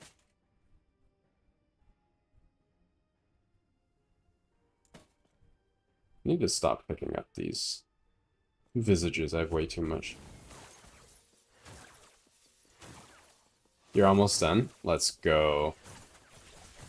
What's left? How much work do we still have getting that one going?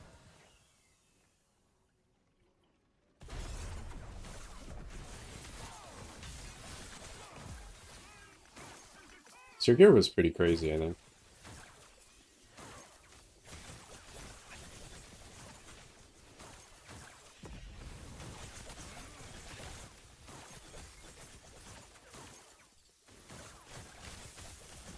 What do I mean by COF marked gear? If an item drops because of COF, then it becomes COF marked. You can still drop non-COF items while playing COF. I don't remember if it's tradable though, because I don't play trade.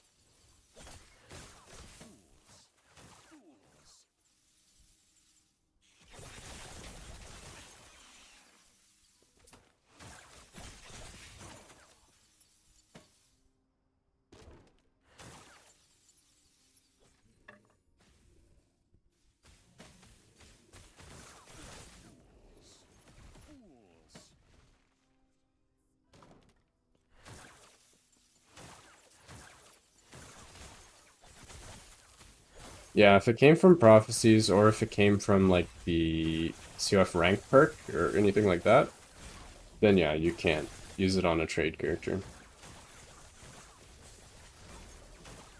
Alright, Claire, let's look at some items. So we have like this one is not COF marked. This one is not. This one is.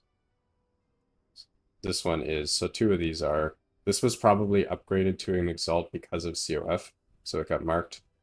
Yeah, they're not all marked. An hour straight farmer so you can get a red ring? Let's go. Hopefully you get your red ring. Get your farm going. Red ring's always a pain to farm. They all have cannot be traded? Maybe you're right.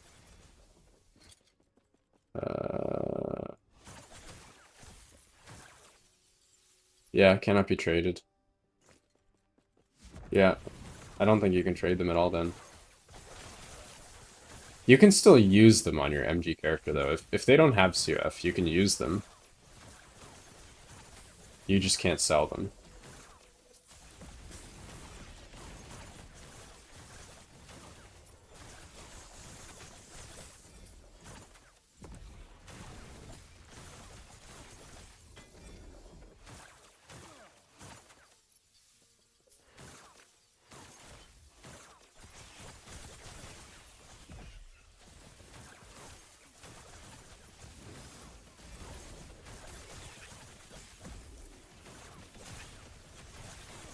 Forget if I had prophecies for these matrons.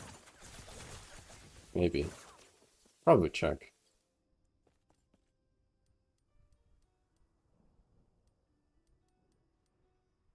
Diamond matron, yeah, I do.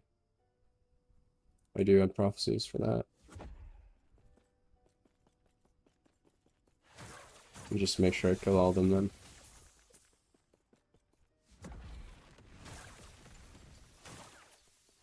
Diamond matrons? Diamond matrons actually don't bother me much. I could see why they'd be annoying though if your DPS isn't like high enough, because they can full heal, I think.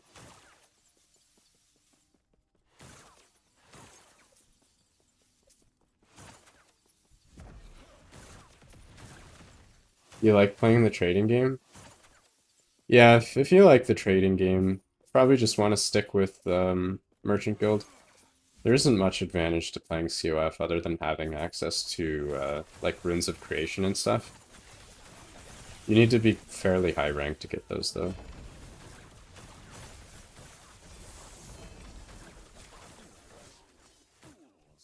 Covenants, yeah.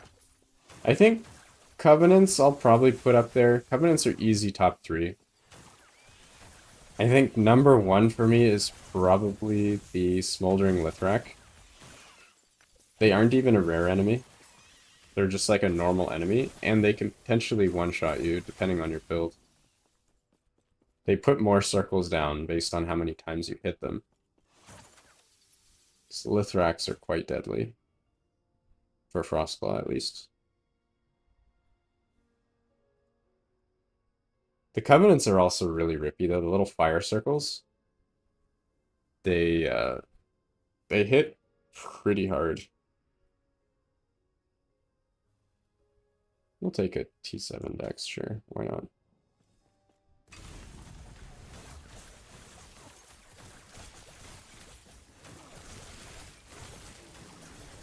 Misshapen is known to cause lag, yeah. That's been reported many, many times. It's one of the most laggy enemies in the game. I'm kind of curious though, because like the enemies that are scary really depends on your build. Like, what about melee builds? Like, what type of enemies just like completely screw over melee builds? Because I generally don't play those. I wouldn't even know. I'm guessing those like little tornado things are annoying, the ones that do the tornado close to them. If you're not tanky enough to just tank them.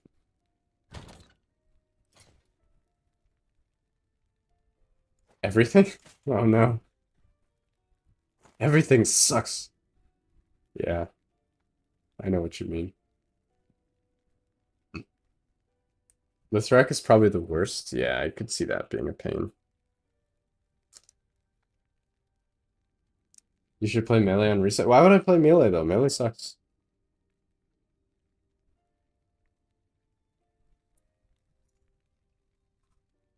Maybe.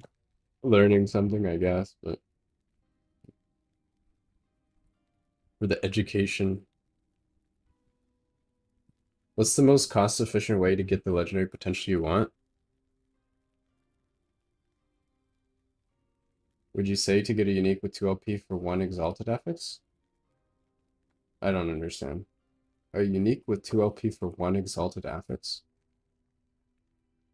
The amount of LP that you want on a unique depends on the rarity of the unique.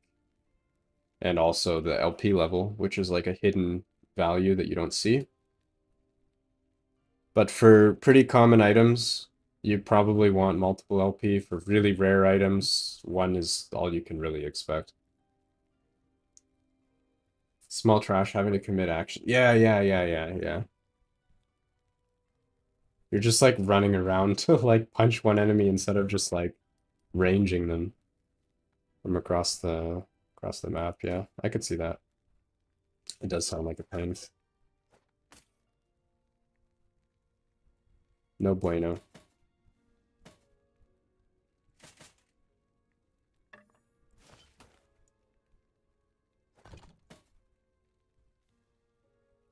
Alright, let's see if we can do this. If I can remove vitality, this might be usable. Okay, that's fine too. That's not fine.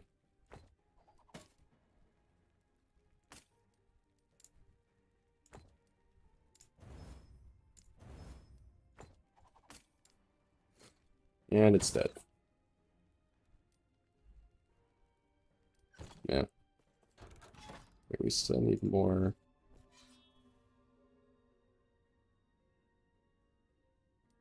I don't want to go for that slam though. Let's do that. We do have a slam. Let's do T4 Jilra.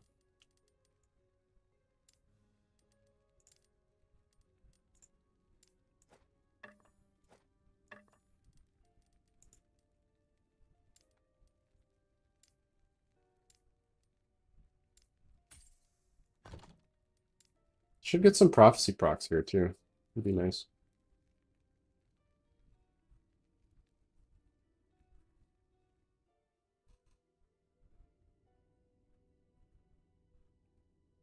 I would truly learn. Yeah, I'm sure I would learn a lot about the game. I mean, that's fair. I just don't even know if I want to bother with the reset at all, to be honest.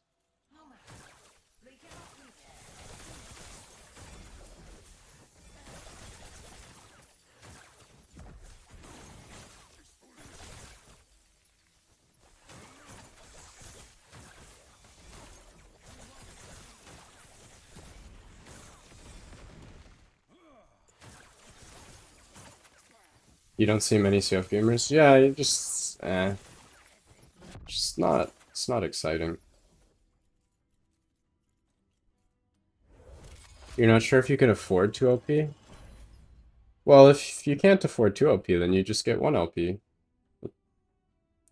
You get what you can afford, right? Like, the main thing, the most important power spike almost always is getting 1 T7 on your gear. Like, you get an extra T5, it's nice, but it's nowhere near as much of an upgrade as that first T7. Getting, like, a good 2 LP is way harder than a good 1 LP in general. So yeah, if you can just get that T7, just focus on that. Titan Heart is... if you could find...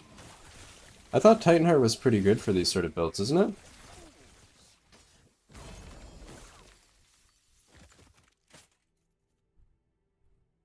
T7 crit multi, that's another nice one. It's overrated? The DR and all that stuff? And all the health, it's overrated? Huh. I thought it was good. Sad. Today I learned. 106.9%, that's okay.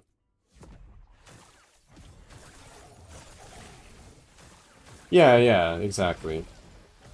The difference between a 1 LP and 2 is like, it's kind of like, you're at that point of diminishing returns where like, the final 10% is like 90% of the effort. That's kind of like what 2 LP is versus like a good 1 LP.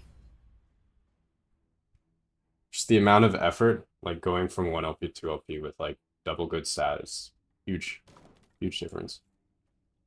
What weapon did I switch to once you got Enigma on day 1 during your team speedrun? And those VODs are all up on my channel. If you want to go back to the league start day, you can see all of that. But if I remember correctly, I just grabbed a random crystal wand. Just like any random wand or anything you have that has like a bunch of base damage is good. Unless you have a bunch of int, then you can focus on like something else.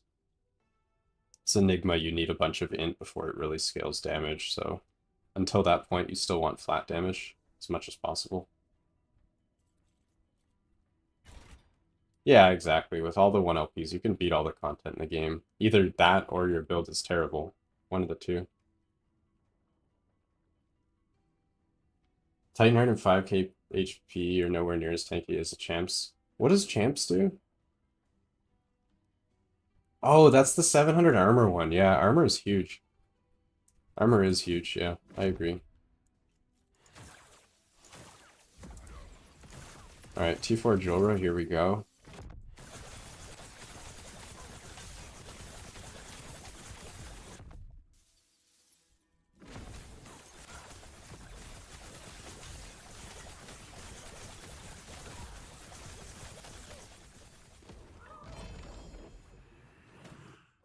Alright. That was T4 Jolra. I could just one-shot it with Static Orb, to be honest, but I can't be bothered to switch it.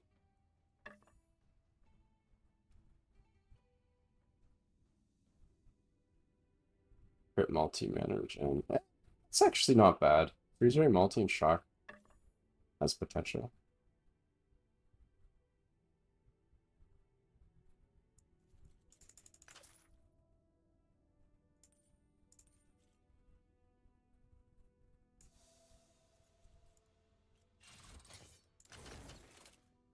You need a 3 LP Tightener to make it comparable. Yeah, true. I mean, getting affixes on an Exalt is a lot easier than a 1 or 2 LP, I guess, right?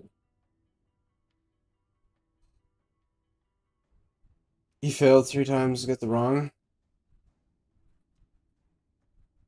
Do you recommend finding 2 LP rather than to double the chances? Oh, I see what you're saying. If you're trying to get one good affix, should you go for 2 LP? It depends on the cost of the items, right?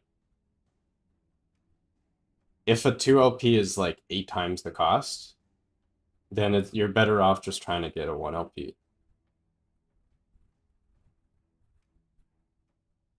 Because like you have a finite amount of gold.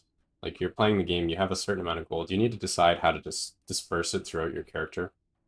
If you're spending like 10 times as much to get a 2 LP versus your chance at a 1 LP, then it's just not worth it. You're better off to get those incremental upgrades, make your character strong enough that you can do all the content, and then worry about like the 2 LP. If the 2 LP is like basically the same price as a 1 LP, then yeah, you want it. You just have to make that judgment call of whether or not it's cost efficient. And you can do the math on that. It's like what you want and whether or not it's worth it. It all just comes down to math and probability.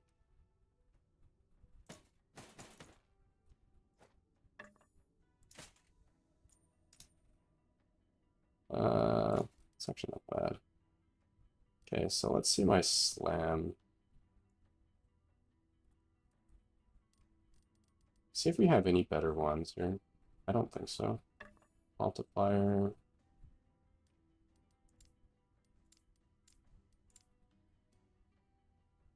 Multi.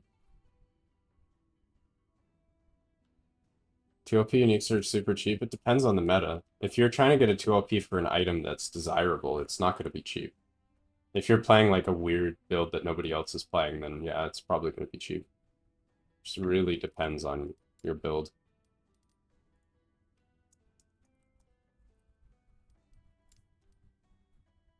T6, we don't care.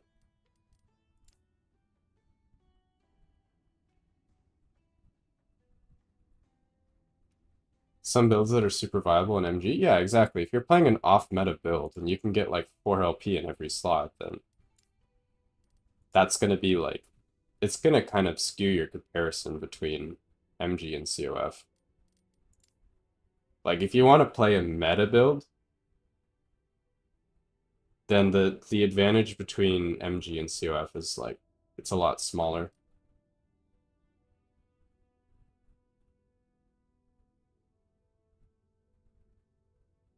Wait, what? When did I make this? Oh, this was the low roll. I remember now.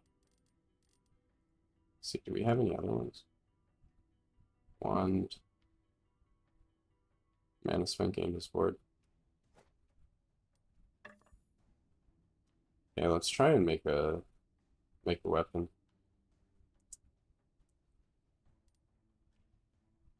Multiplier. Okay, whatever weapon we get, we'll do some crafting. The best one, we're gonna just slam it. This is the one to beat.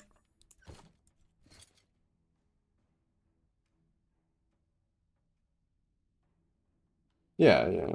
I mean, to be fair, 100 million is like not that much in MG right now. That's a lot easier than me getting a 2 LP. Well, maybe not, I don't know.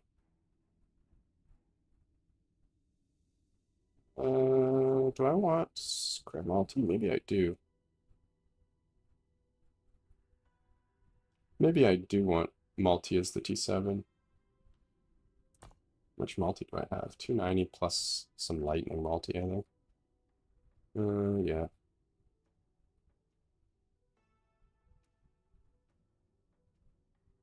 From Nemesis? Yeah, I like the idea, but it just takes so long that I'll just never end up getting one.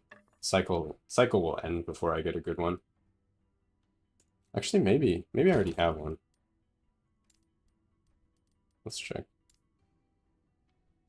And a spend.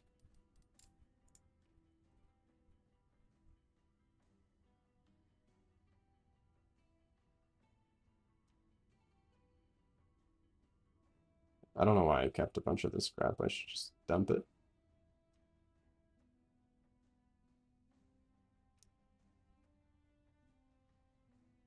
Nah, none of this is good. No.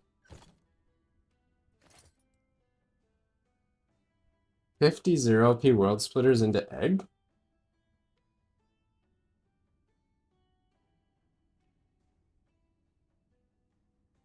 Nemesis not worth? Yeah, the time it takes to do Nemesis, oh man. It's pretty bad. Reset is on the 19th, and then what happens?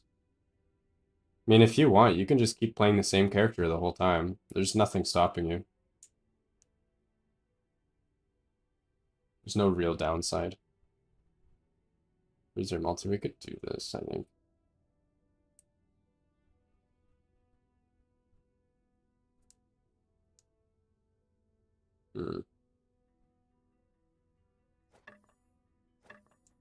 This one's okay. Usually multi is okay as well. If I can seal shock and then remove spell damage, this is usable. Pretty unlikely that I get this though. Oh, okay. Sure.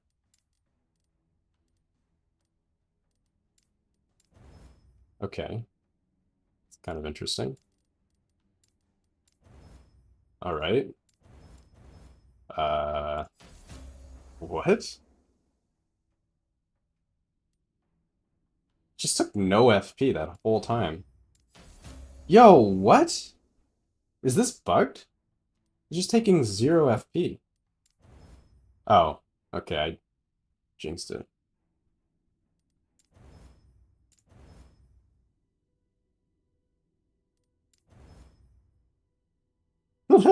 Okay.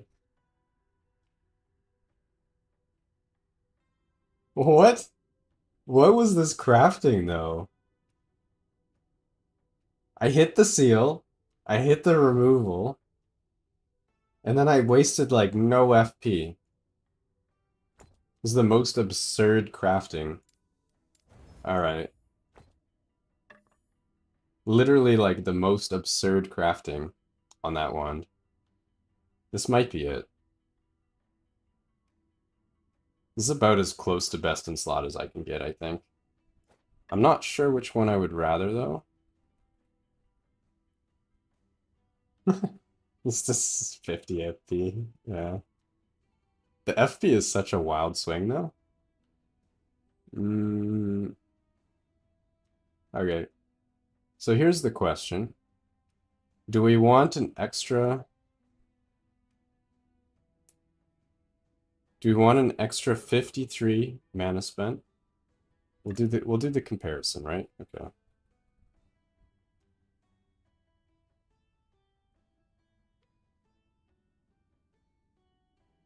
So it's basically 43 crit multi versus 53 mana spent gained as ward. That's a lot.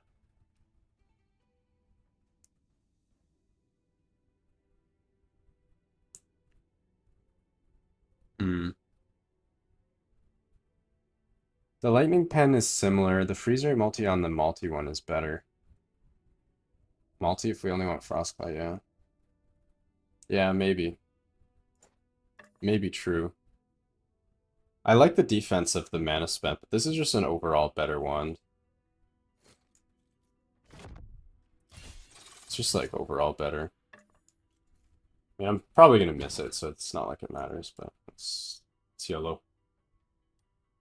How long did it take you? I mean, hours matters a lot less than efficiently farming. I farm very fast. If static orb, we want the mana for sure.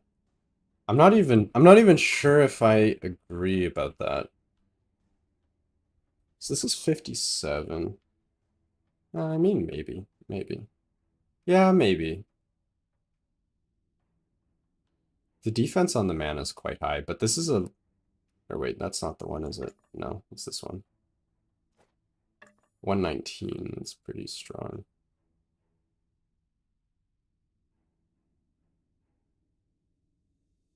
This one has other rolls that are better, though, a little bit. Hmm.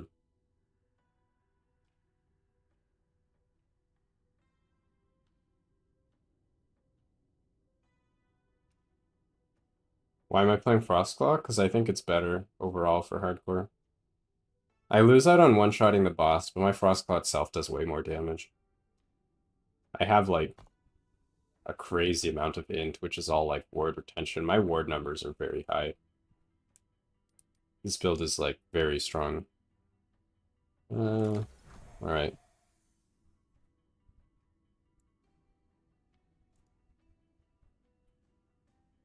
This one, then.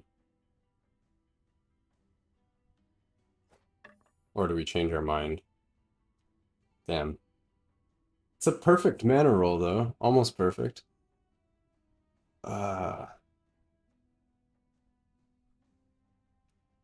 Man, that's such a hard decision. I don't think I actually need the damage, though. I think the mana is actually better. Frostclaw's tankier than Glacier? That I don't know. I think it might be. Frostclaw inherently is quite tanky, because you have, like, free cleanse, you have, like, a bunch of ailments built in. It's pretty nice. Go with mana, better wards, survivability. That's kind of what I was thinking. I don't really need the crit multi that much. Okay, this one. I changed my mind. Yeah, true. Alright. We're probably going to miss T7 anyway, though, so here we go. Fuck this game.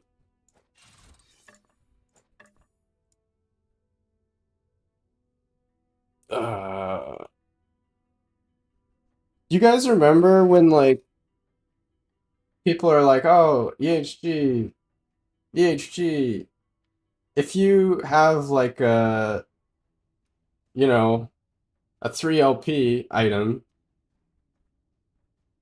you have a 3LP item, it can be worse than a T fucking 7, right?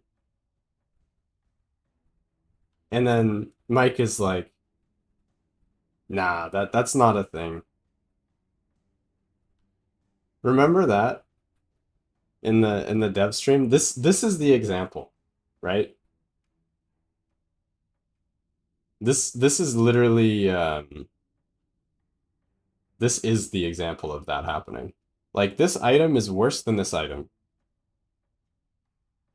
because we missed the T7, even though it's a 3LP and this is basically a 1LP. It's literally worse. Who cares? Reset intent? Yeah, but I'm playing this character though. Like I'm not doing reset. I can't be bothered. Like I've already reset twice in 1.1. I'm not doing another reset before 1.2. It's just way too many. Too many resets.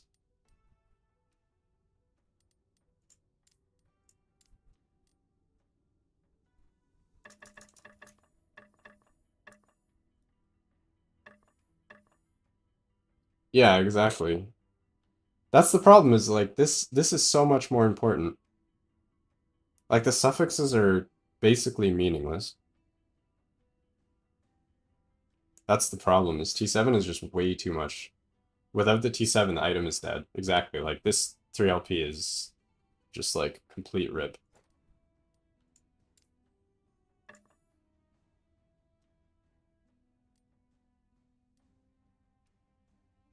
I mean, my issue with like, okay, like say you have a 1LP item, right? You want to slam, you're really excited.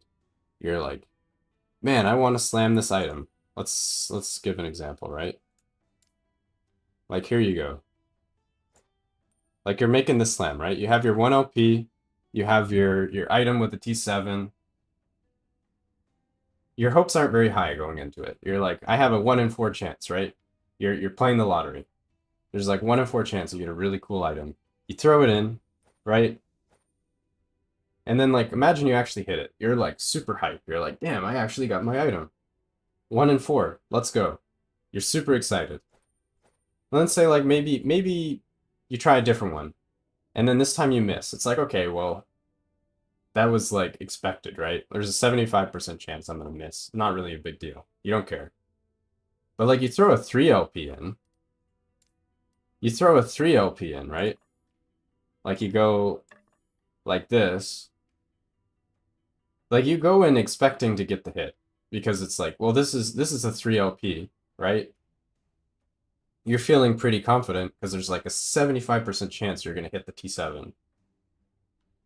There's like a 1 in 4 that you get completely screwed over by RNG. And you're just hoping that that doesn't happen. Like you're not like with this, it's like there's a chance that you get really lucky, like you're hoping that you win the RNG. But in this one, you're just hoping you don't lose. Like it's so much worse of a feeling for no reason.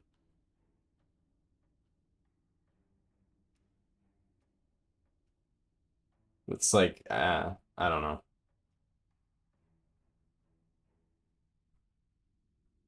And then it's like you get this 3LP, that's probably the only one I'm gonna get this cycle. Like it's very unlikely I'm gonna get another 3LP wrong warp. And especially like that was a -4, like such a perfect item. And like even if like I could guarantee it as a 2LP with a hit, I still would have taken it. But instead we have a bricked 3LP, which is worse than a 1LP. Like it's really bad. What's your opinion on all items having up to 4LP? You'd cap it. I think because items have LP levels, the 4LP is not really relevant though. Like the fact that you can get a 4LP on red ring, like it doesn't really matter. Like you're saying that 2LP red ring shouldn't exist? Or like 2 plus LP red ring? Or like what how would you change it exactly? Like, would it just be like anything that has like less than like a 1 in 1,000, instead of just having that, it just never drops? Like, is that what you're suggesting? Like a 3LP red ring would never exist? items appear as 1 out of 1 or 1 out of 3. I mean, it depends on the numbers. I'm not opposed to the idea.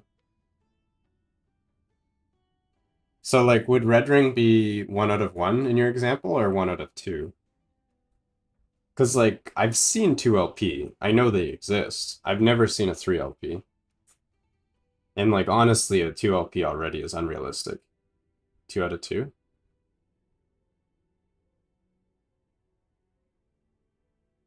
Okay. So then, like, Blood of the Exile, for example, I'm guessing it would be, like, 1 out of 3. And you just remove 4LP because it's basically never happening. Or, like, Unstable Core, you'd probably remove, like, 4LP. Maybe. I don't think, like, effectively it makes no difference, though. It would just be a power creep. Because, like, the items that you're saying that they should remove are basically never going to drop anyway. So it would just be, like, straight power creep. I do think they need to make it more obvious that items are, like, ridiculous. Imagine wrong warp can only be 2 out of 2. But you can block. I think that that would let you get to cap, like, let you get to max faster. But the higher end of, like, what's realistically possible would be lower.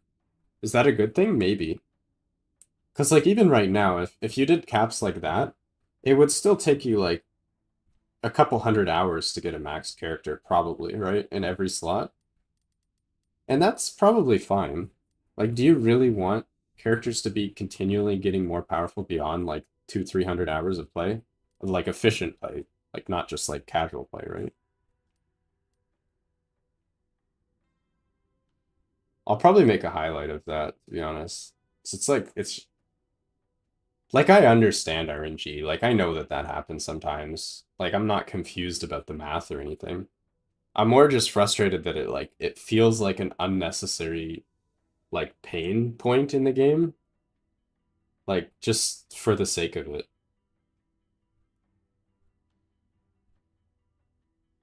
No, yeah, I get what you're saying. I understand. I follow.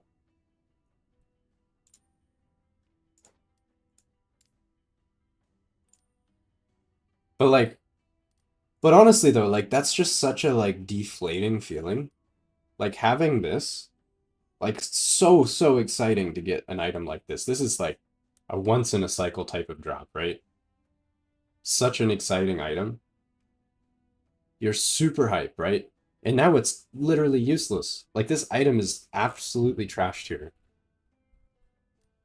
Like, it's literally worse than a 1LP with the T7. Like, that's such a deflating feeling after getting the luck of this. Like, you just don't know. Like, any item that you get, unless it's a 4LP, it might as well be a 0LP until you hit your slam. Like the Schrodinger's LP, right?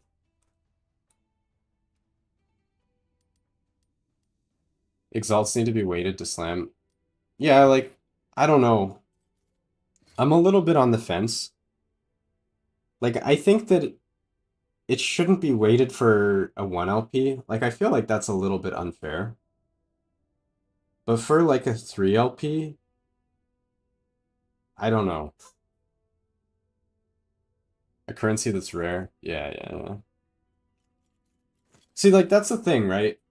Is, like, what you're basically suggesting is, like, a currency is that, like, it kind of makes it so over time, like, while you're playing, you're sort of, like, saving up. You're, like, banking your RNG in a way. Like, you can kind of consider it that way.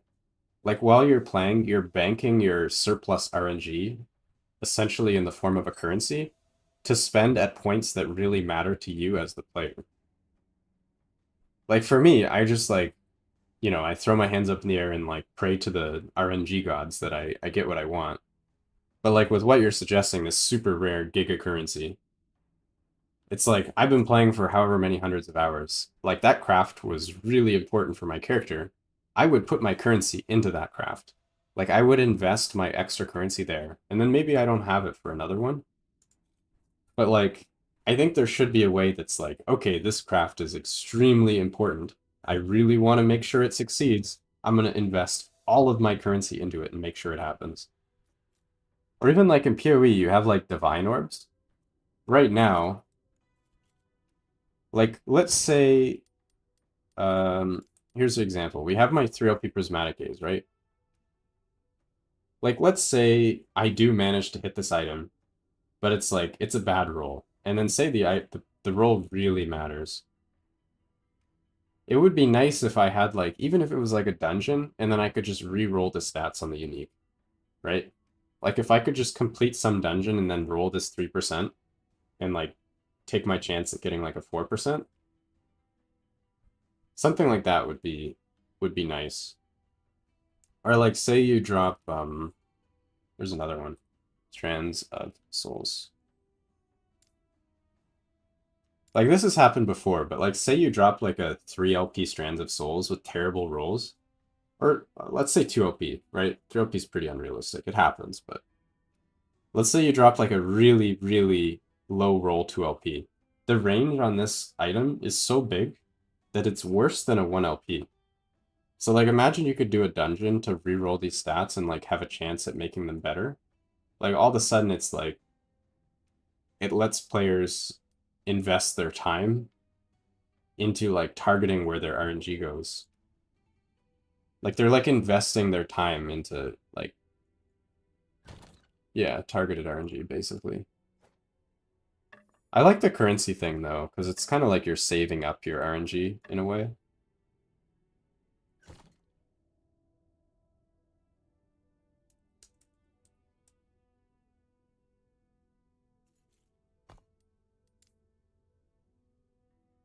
Yeah, that's pretty painful.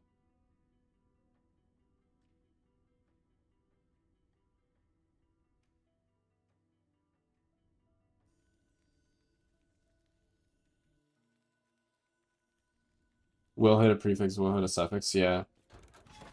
I mean, I think there should be a way to invest some amount of currency. Like, there should be a cost. I don't think it should ever be free. But there should be a way to, like, guarantee a 3LP to hit the Exalt. Like, with some cost. What if you could guarantee a roll at the cost of an LP?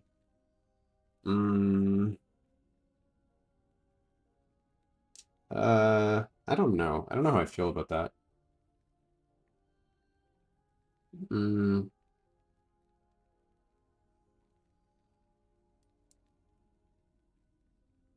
Maybe. Eh.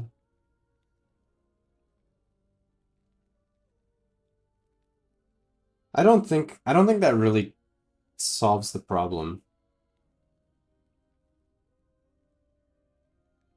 Because like say you have your really good 3LP, which is for a lot of items. Yeah, I don't think that really solves the problem. Because like you drop your really crazy rare 3LP, which is probably like 20 times more rare than a 2LP. You use your 3LP to guarantee the T7, and then you're now rolling the other. Like say you want a double prefix, you're still at a 1 and 3. Like that's the thing, right? Is like your chances are now lower. Third LP means massively less, yeah, but it's like it's worse than the 2 LP now. Because like the 3 LP, like say you guarantee the T7, like and you want double prefix. You now have the T7 is guaranteed, and then you have a 1 in 3 of hitting the prefix. So by doing that, you're now at a 1 in 3 chance of hitting your stats. Whereas if you just roll it with the 3LP and take your chances, you have a 50-50. Like you have a better chance. You have a better chance of just taking your luck and going for it.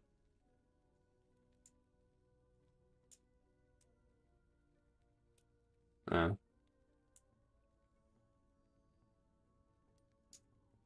It leaves an interesting choice, yeah.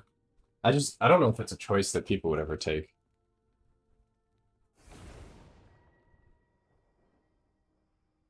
PoE D2, you can finish items. Yeah, yeah. I mean, the system doesn't really bother me. I'm okay with the LP and with all the whatever stuff. Like, that's fine. It's more just the way it feels, like it feels bad at times. Like here's another example, right? Here's another example.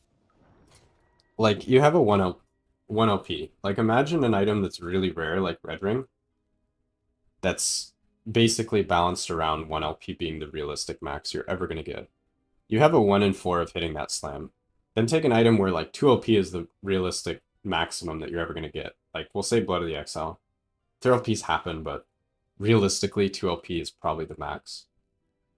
Like it's a 1 in 6 to hit a 2 LP. And then for a 3 LP, it's a 1 in 4 to hit the 3 you want. Like to not hit a dead one, it's a 1 in 4. It's like 2 LPs are significantly harder. But then the 3 LP still feels much worse. It's like really weird. I don't know. The whole system just like feels weird. I don't think that there's a problem with items bricking. Like, I don't think that they should make it easier to get items.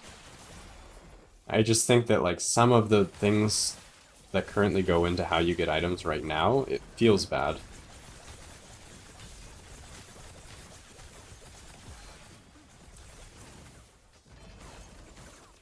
And, like, that could be adjusted.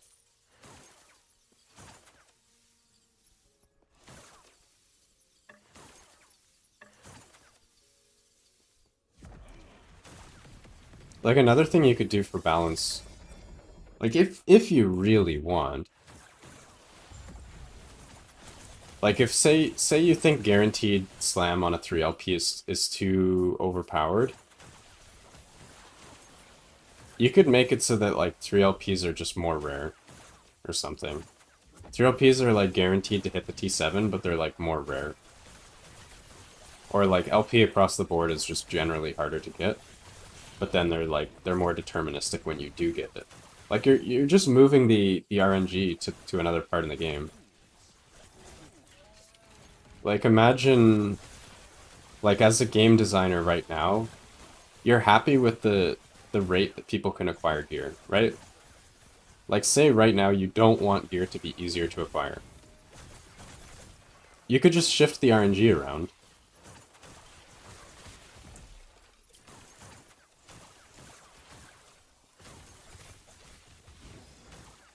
You make LP harder to get, but you make it more deterministic to compensate.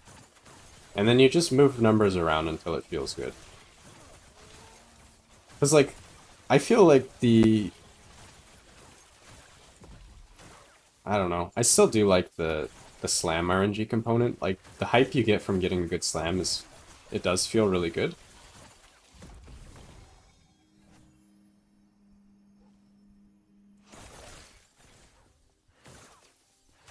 They seem super against it, yeah. I guess to, like, kind of sum it up, I'm trying to, like, put into words how I feel. It's a little bit confusing. But, like, with a 1 LP, if you miss your 1 LP, you don't really feel that bad because it's expected. And if you hit it, you feel really good because you feel like you just, like, won the lottery, right? With a 2 LP, if you hit it, it's, like, really awesome. You didn't expect to hit it. You're really excited, super hype.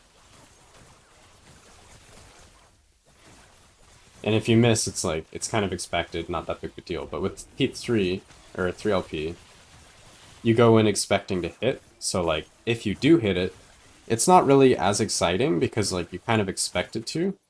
And the miss, like, yeah, it feels a lot worse.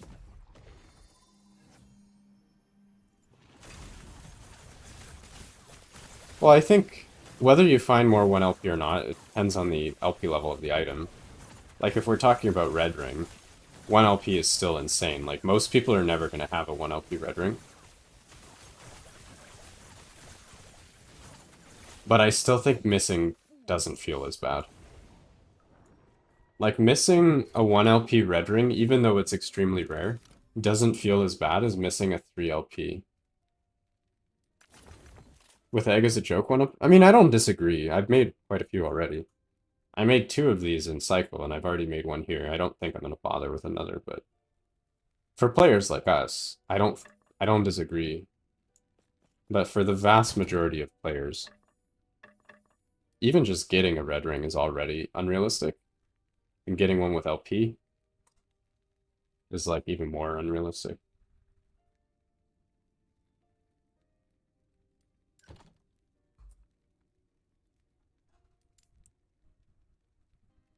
Top items should be balanced for top. Yeah, I agree. That's fine.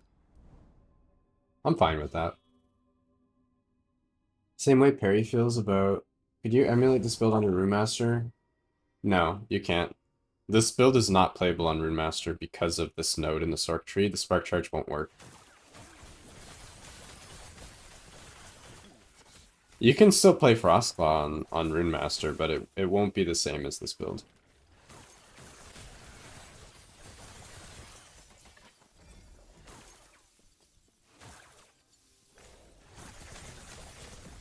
Yeah, I don't think there's a problem of having mechanics that are for more dedicated players. Not every mechanic in the game needs to be for all players. Yeah, but like the casuals need to have fun. I agree, but like if 95% of the stuff in the game is for casuals, it's totally fine if the other 5% is for like people that put more time in, right? Like it's not all or nothing, like everything for casual or everything for hardcore.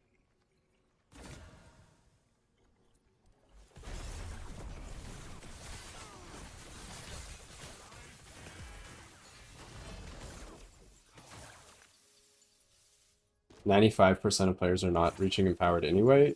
I don't even know if like I don't know, man.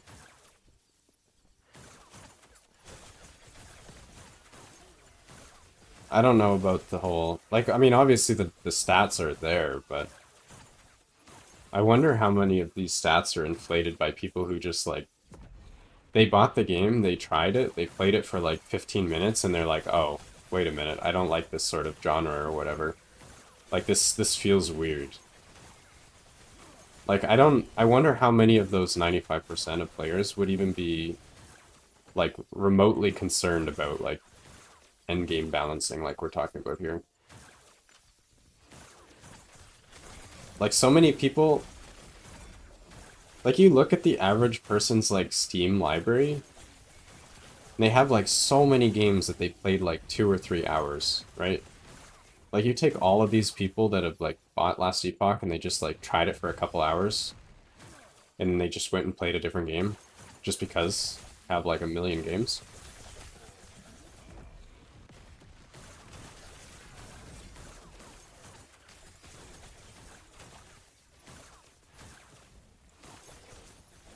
You need to focus on yeah, I don't disagree that they should focus on making things before endgame more fun and accessible.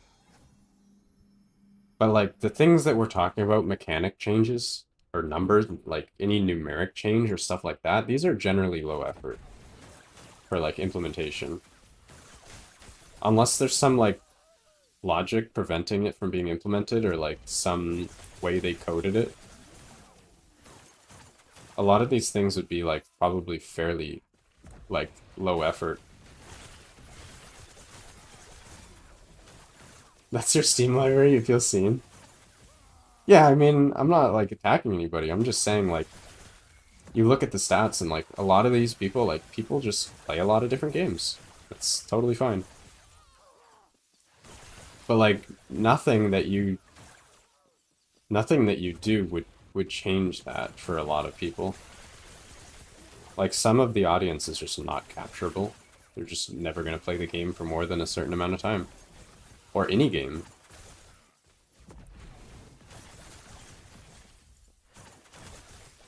I mean, even endgame. Like, you talk about endgame, there's a lot of players who are never going to reach endgame on any game they play. They'll just never play a game long enough to reach endgame before they get bored and just go to a different game.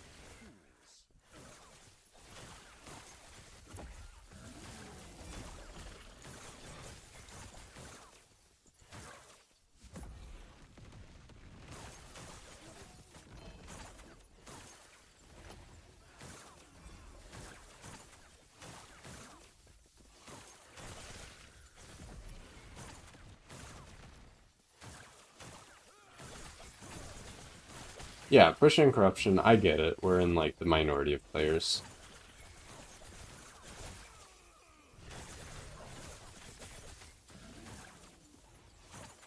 But, like, that's the thing, though, is, like, we're talking about endgame, you're talking about min-maxing and all that stuff, but, like, the allure of the gamble, right, is, like, such a huge part of this genre of game. Like, you take Path of Exile, right? They have the Mirror of Kalandra. It's like this crazy rare item that almost nobody's ever gonna have one.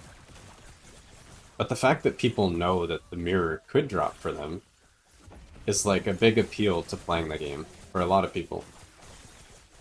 They're like, I'm probably never gonna get this item, but I might. Right? The dopamine hits, exactly. Like, they actually do drop. They do. They are real.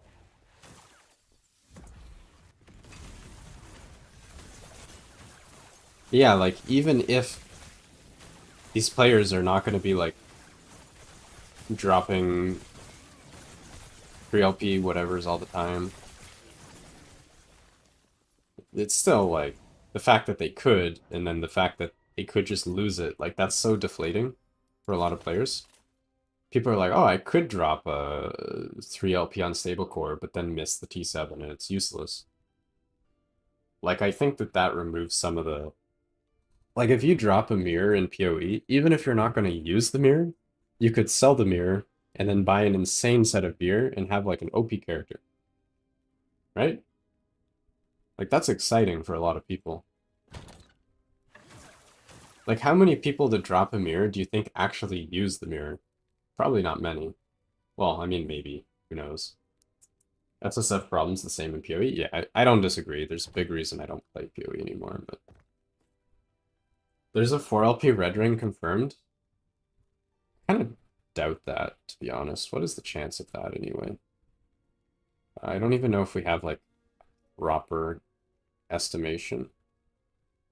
What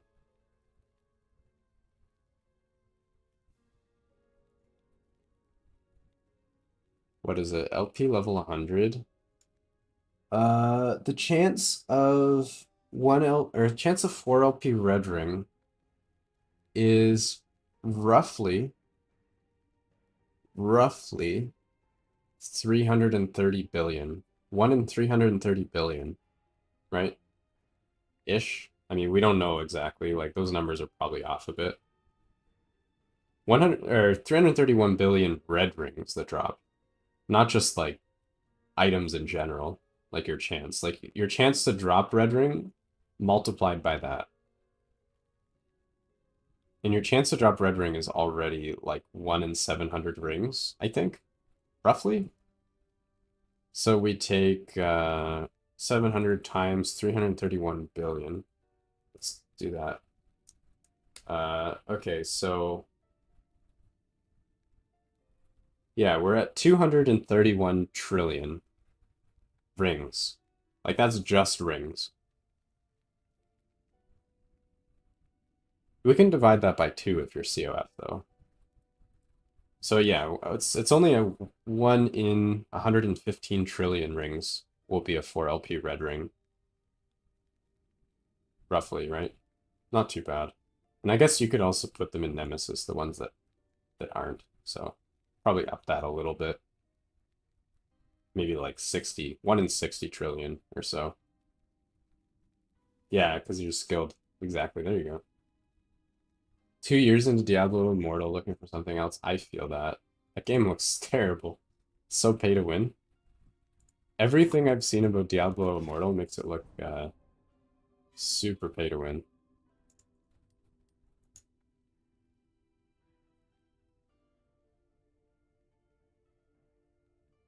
Especially that PvP. That looks absolutely terrible.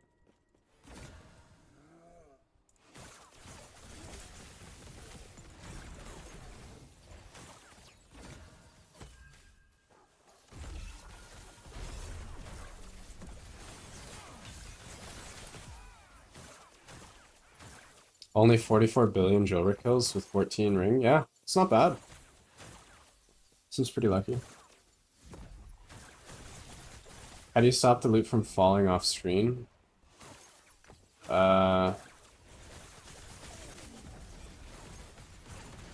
What you can do is you can change your filter to filter for specific things at a time, like certain base types, and then like only look at like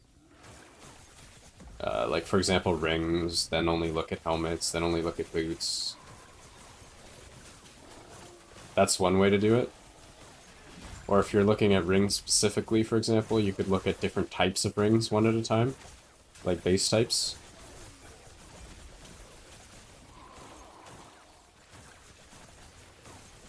If that still doesn't solve your problem, then you can just pick a bunch of them up and then move them.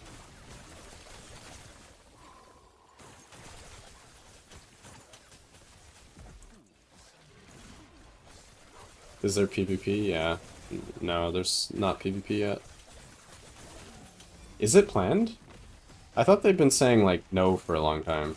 Like, low priority. I didn't even think they were planning any of that yet.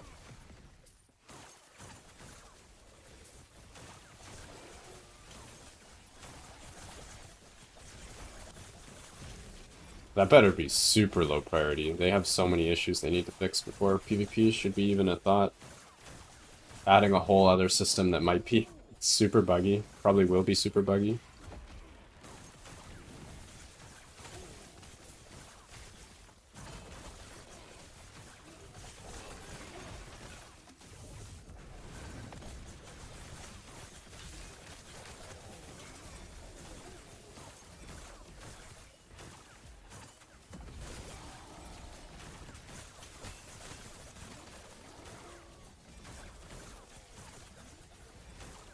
You don't believe COF should reach the same power level as MG? Ever, or...?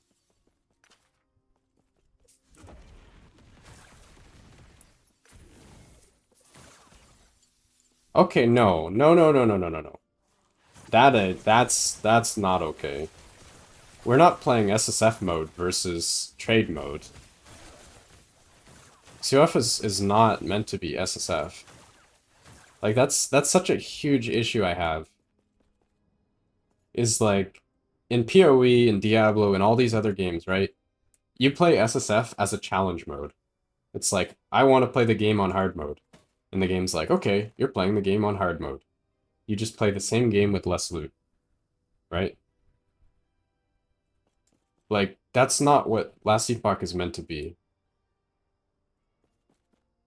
Like, the point... But, like... That's the shitty part, is, like, for the people who just don't like trade... Like, I don't like dealing with the market, or I don't like doing trade, I don't like whatever. You're basically saying that they should be penalized. Like, they should be at a disadvantage. Just because the way that they don't enjoy playing the game is like... Like, that's the whole reason why... Like, I chose Last Epoch as, like, my go-to ARPG, is because when they launched 1.0, they said, like, you have player agency of whether or not you want to trade. And, like, I don't actually necessarily disagree with you. Like, I do think that MG should be better. Like, I think if you play MG fully optimally, I do think it should be better than COF.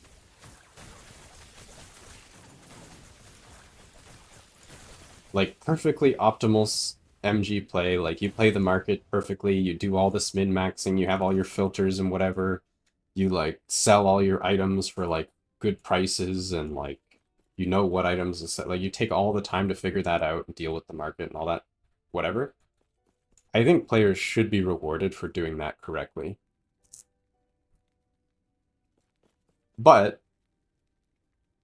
we also shouldn't have a game where, like, people who don't hate trade feel like they're getting completely screwed over, which is, I think, how you feel in, like, Diablo. It's like, I play Diablo, and I don't really like trade, but, like, if I wanted to make good builds, if I wanted to, like, compete or anything, or, like, do the ladder, or any of that stuff, like, I was just like, okay, well, whatever. I guess I don't really have a choice. I have to go sell and buy items and all that stuff. Yes. I don't know.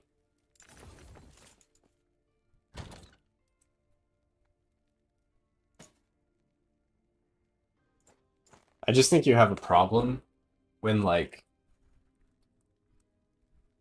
you have players who want to play, like, at the highest level, or at least, like, close to the highest level, and it's basically, like, the only way to do that is you play Merchant Guild, you do trade.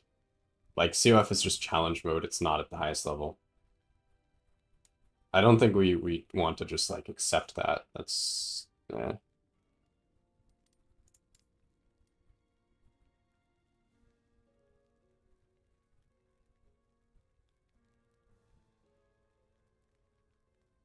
You actually think it should be MG speed of progress, COF ceiling of progress? Interesting. Yeah,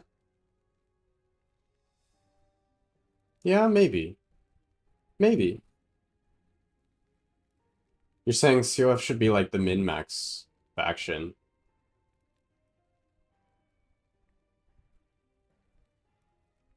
Yeah, maybe.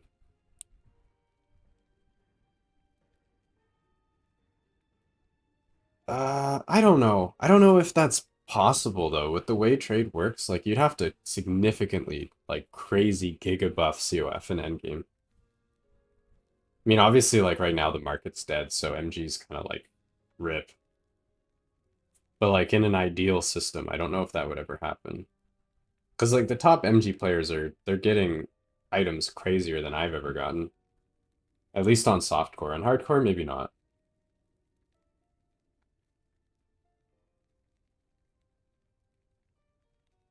I mean, I think you're mostly talking about hardcore. Like when I played softcore, like I played my character last season.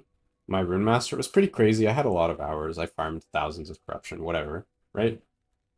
But then like MG players, like I put up my video on like, oh, rank 1 arena, right? And then all the MG players playing the same build, they immediately had better gear than me on a meta build. Like this was expensive items. So, I don't know.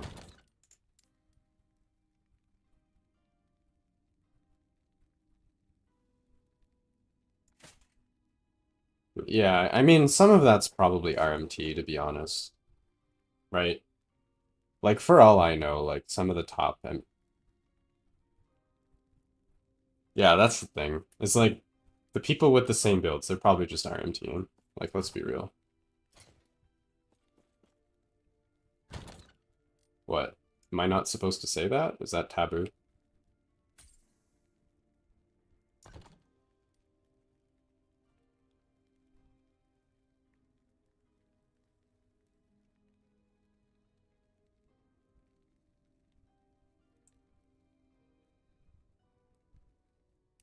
I mean, I'm just saying, like, I personally, like, I know how much I farmed in 1.0. It was a lot. I know I farmed at high corruption, I farmed efficiently, all this other stuff. And, like, I know a lot of the, all of the MG players, not all of them, a lot of them that were, like, with better gear than I had, didn't put anywhere near as many hours farming. Like, they just had a bunch of gold. Like, either they were, like, really good at selling items, I don't know. They were, like, sniping items really effectively or something. Or RMT, right? Like, we don't really know. You hit a slam? Let's go. Congrats. What did you hit your slam on? Tell us about that slam. Give us that vicariously lived RNG.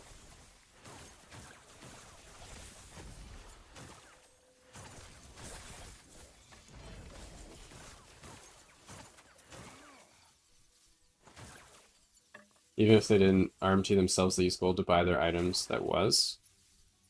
I mean, I don't know if that really puts them specifically at an advantage.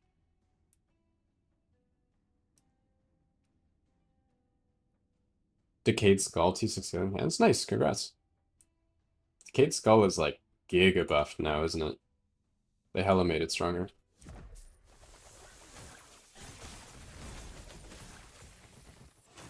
Their wealth only happened due to the dupes?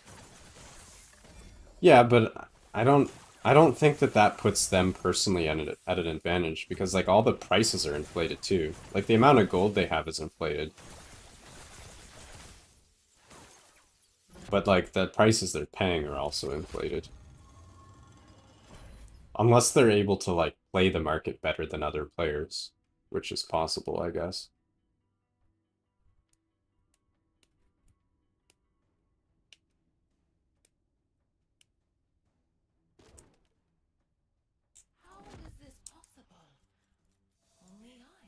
What are we slamming the helm? I don't think I'm slamming the helm yet. I'm gonna try and slam some boots. Actually, maybe I...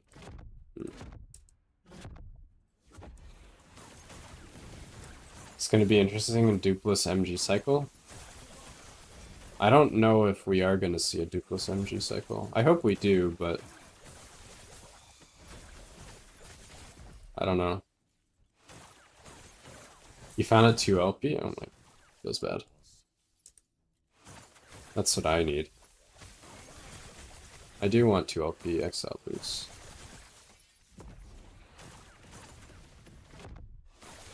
I'll take a 1 though for now. I can live with a 1.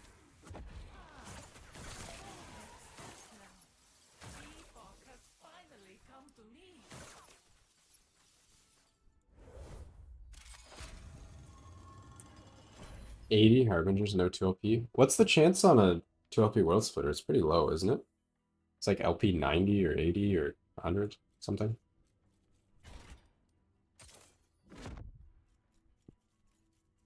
One in 200? Oh. Alright, well, fair enough then. Rip Julra.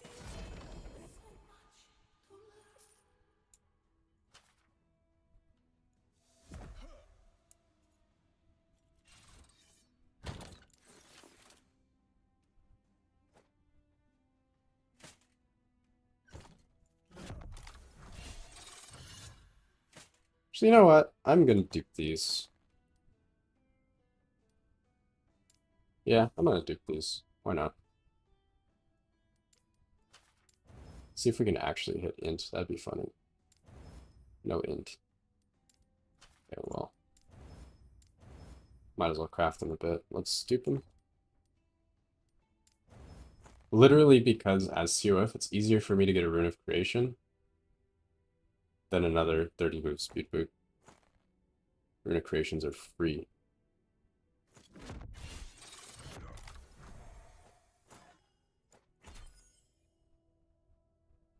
Oh, this one sucks. 8 strength? Do I not have better than that?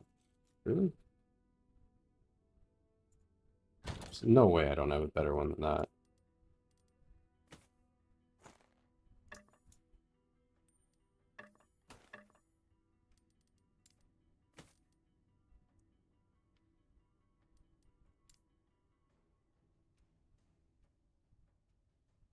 Outside of prophecies, does corruption affect LP? Yes, it does.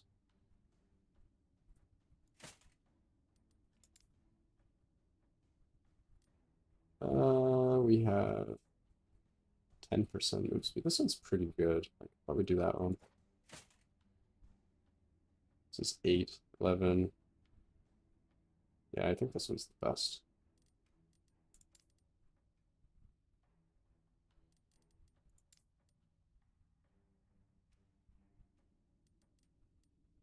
Yeah, this one seems to be the best. We're missing 2 int. It's not too bad though.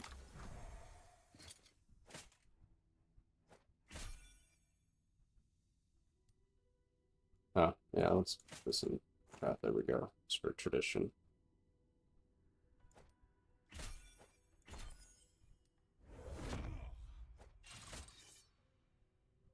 There you go. Easy game.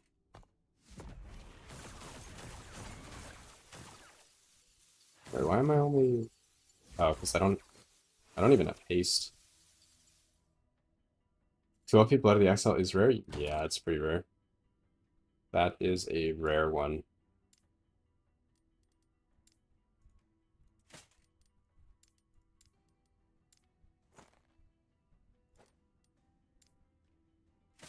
Alright, now we have our Go Fast boots.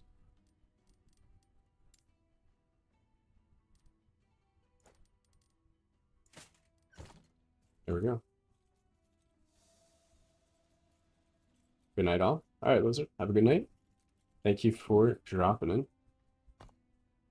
And I hope to catch you in the next one. Cheers. Let's go check out our new Zoomy speed. See how fast we are.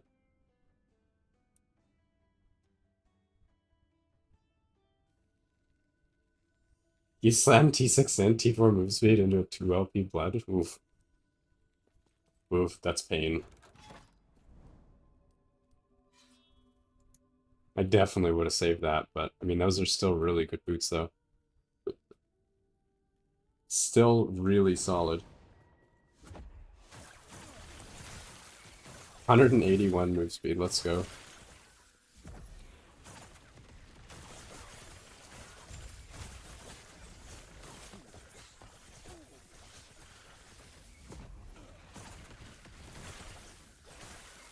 Alright, we're pretty fast now.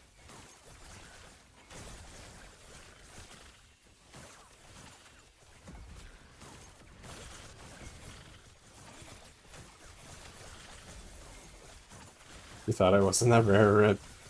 Oh no. I mean, I've been there before. I think we've all been there, right? When you slam an item not knowing how rare it is. Plus, who knows, maybe having that item let you farm gear faster, let you progress your character. It's better to slam an item with suboptimal exalts than to never slam it.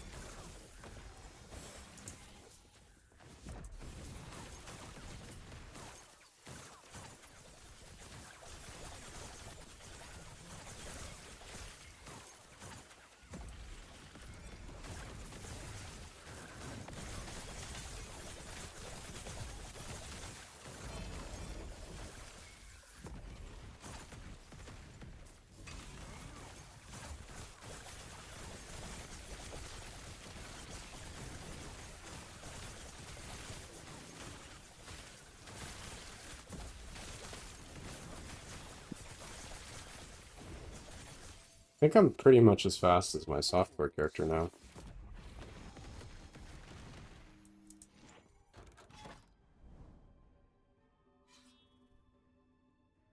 Still want a 2LP blood boot, though.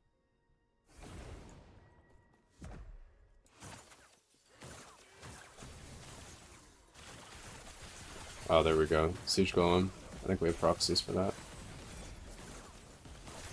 See if we can get our procs.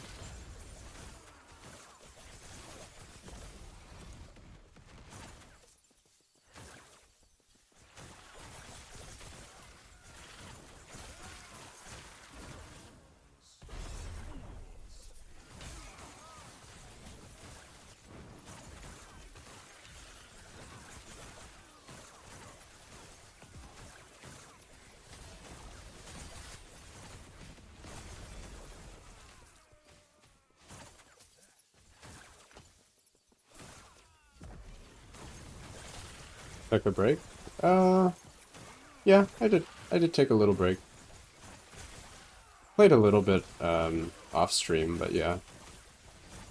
Was a little bit busy with some IRL stuff the last couple weeks. Try and play where I get time, but you know.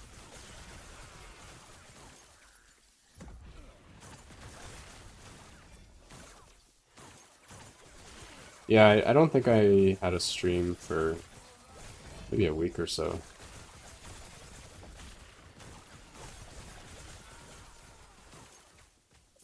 But yeah, we're back. We're gonna try and get a few games in this week. See what sort of progress we can make on our character.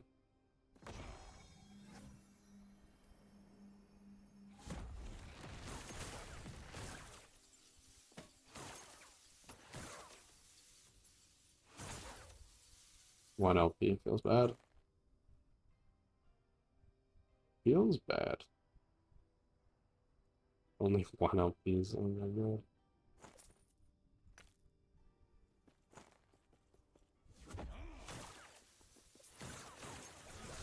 Enigma's not even high LP level. I don't know why it's so hard. Get a good one.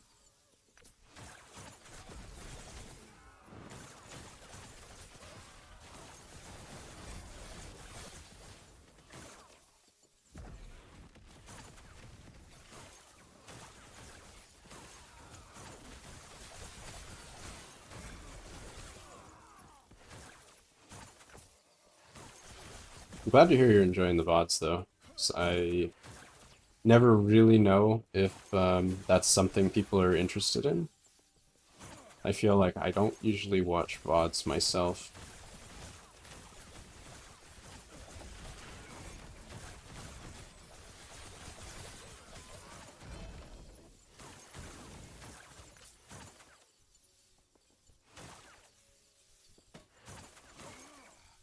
%, 3%, 2 LP. Okay, let's go.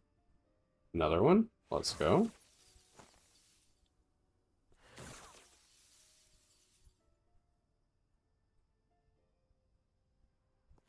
Not bad.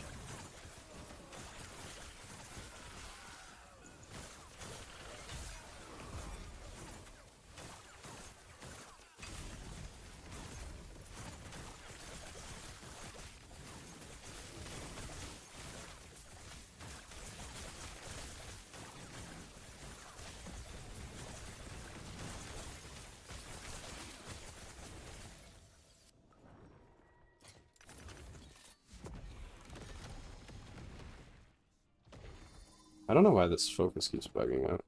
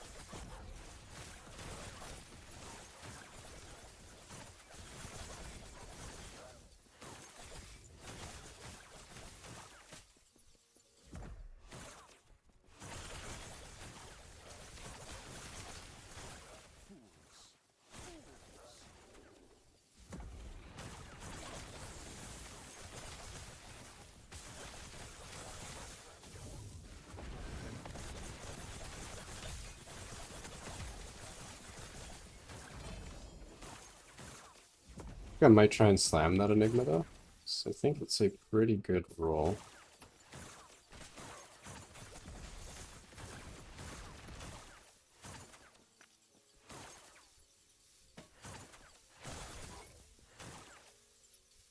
Ooh, 2 LP Razor Fall.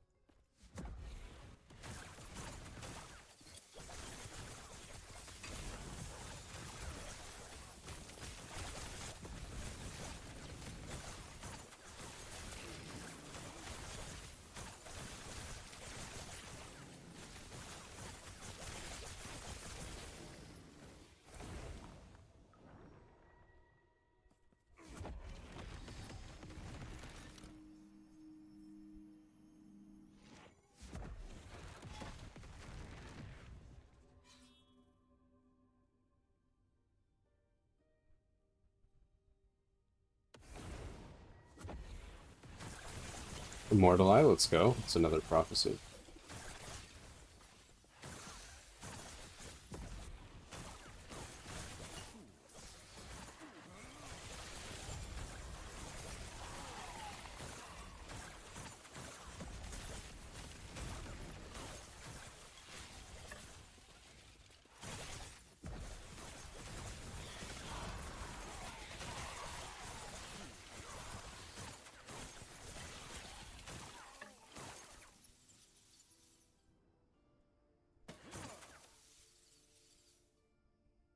Damn.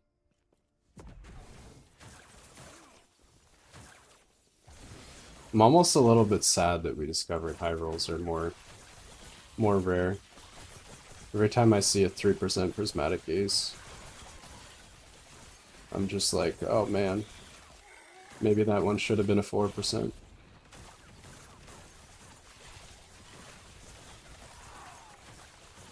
All because of that internal rounding issue. It's the saddest thing.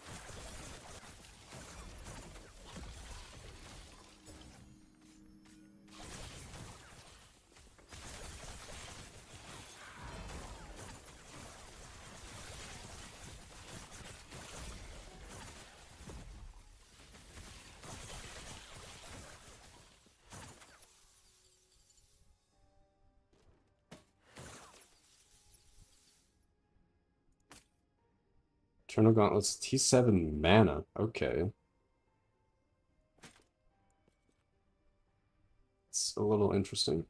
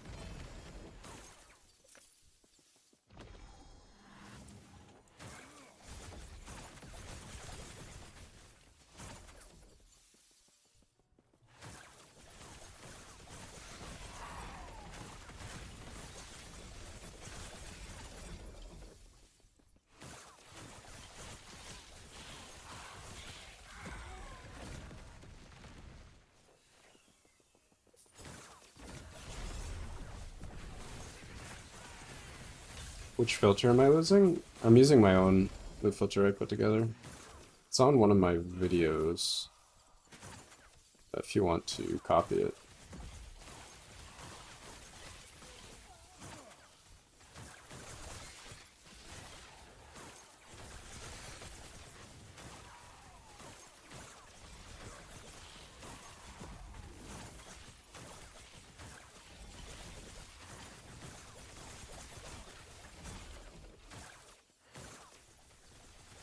Your game shows...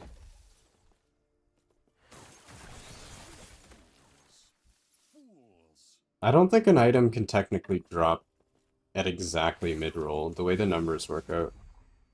It would only be like slightly above half roll or slightly below.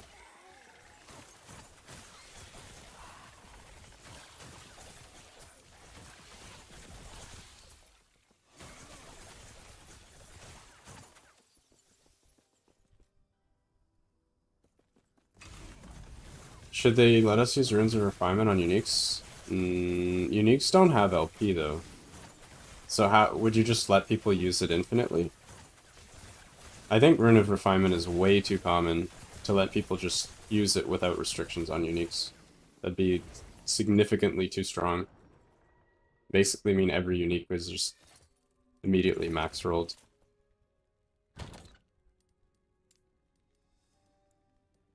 They'd probably have to have some sort of really rare currency that works on Uniques for that to be an option.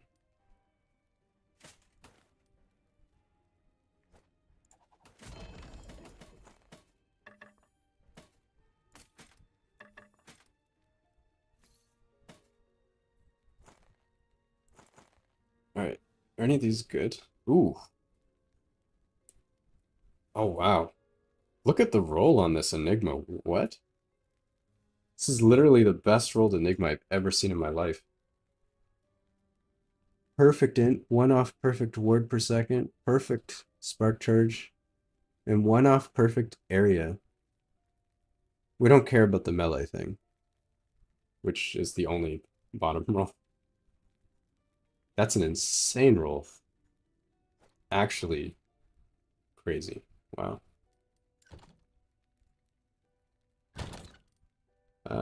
Okay.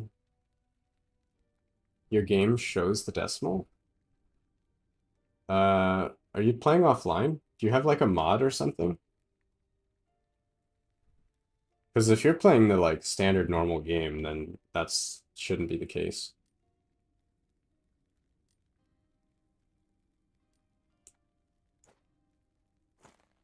Is there a rule for the favor farm? There's a few. There's a few different options that you can do. Like the Willow Marsh I'm doing.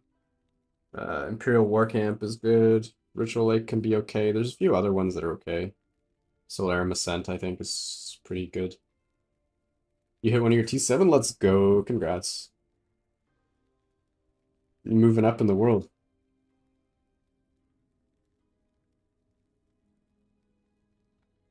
What affix do you have that's showing 1.5?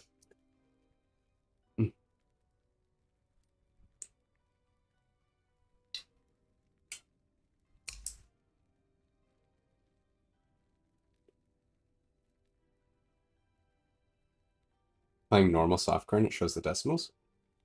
Do you have an example? 2LP apathy or world splitting?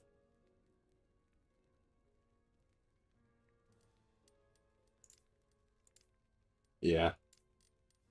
This is what you need. We have one, don't we? I thought we had one. Yeah, 2LP apathy. Look at this one. It's a pretty nice roll on that. Could slam this and make a melee build. That'd be pretty fun, wouldn't it? Probably miss slam though. Any idea when the next season? No, I have no idea. I would guess a few months after the cycle reset, but I can't really say beyond that. Just a guess. Ugh. Ugh. You play normal software? I mean, I play a lot of software, and I don't. Something wrong with the game then. You're saying like on all affixes it shows them? You want attack speed? Yeah, attack speed probably be better. Attack speed's pog.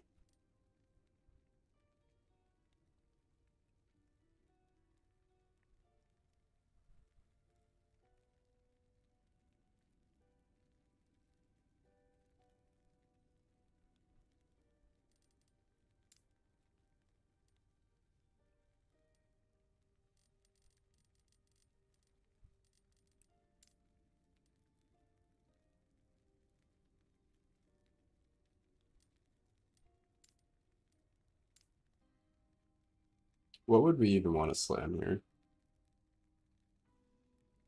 Multi and spell crit probably, right? I think so. Maybe this? Yeah, I think so. Because if you're doing static orb, you don't really care about mana, so I think spell crit and crit multi is probably better.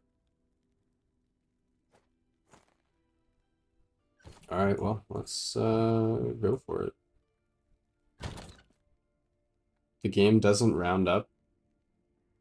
Yeah, that's normal. They put this in a patch recently. If we're talking about items, that's different. Because as far as I'm aware, the items are rolled with decimals, and then they're rounded to a flat number. And then that's what's shown in game. And then all of the calculations of your stats are based off of these flat numbers. But even still, if you have an item that say like it gives you 10% reduced mana cost, and your say your Frostclaw is like 31 mana, right? It's gonna reduce it by 3.1, which would leave the ending number in a decimal. And even though the item itself might not have a decimal, the tooltip can end up with a decimal. Like just because you have like all rounded numbers on your items, you can still end up with the round on your tooltip. Like mana cost 0.9, cooldown 0.9, whatever. Like that's normal.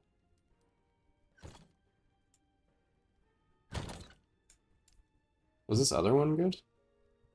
11, 185. This one's actually pretty good too. Hopefully we can hit this one though. I'd be very happy.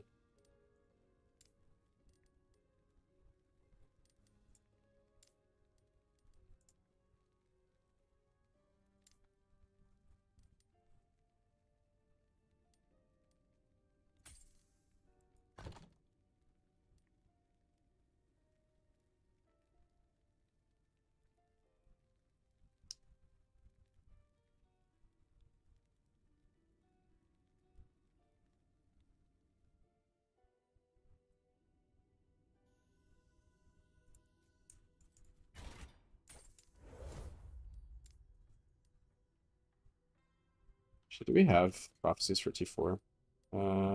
Yes, we do. We do have T4. Oh, we have Joel at T4, okay. I should actually do T4 then. I don't really need to do T4, but I'll do it.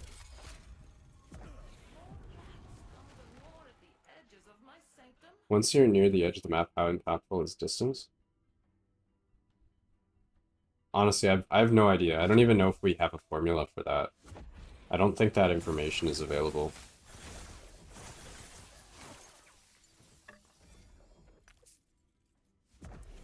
I don't think it makes much difference. You might be able to find an answer on like the dev channel on Discord or something, but that'd be so hard for us to collect. Maybe like on offline you could do some testing, or you could find a way to dig through the code or something.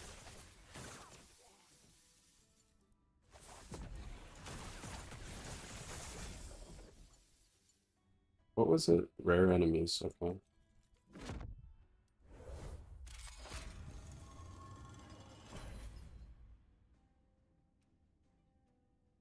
See if we can get our Slammerino, the dream.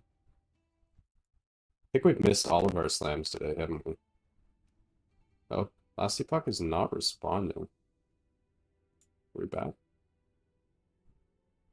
And we're back. Close one.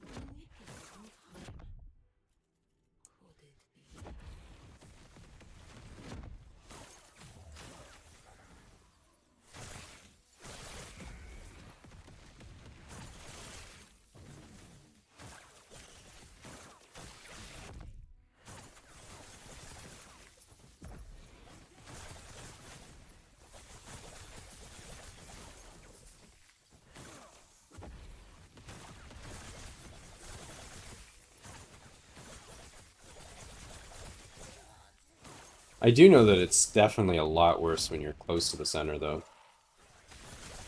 That makes a huge difference.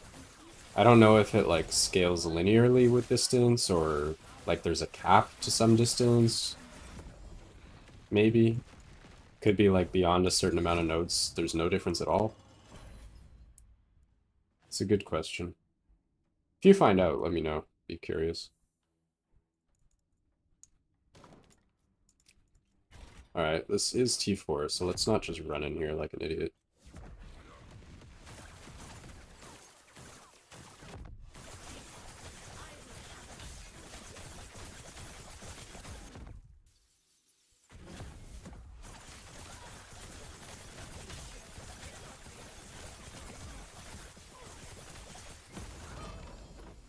Oh, that was a close one. Jora almost got a chance to put up the spinny thing.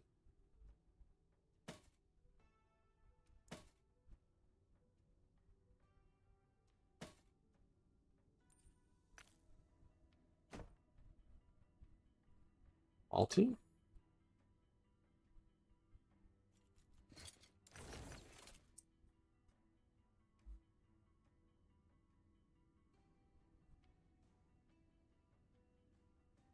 Yeah, it is hard to determine that. You need a pretty big sample size.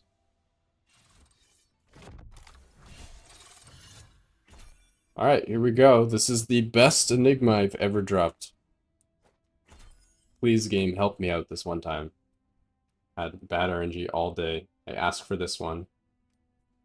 Help a guy out. Oh, let's go!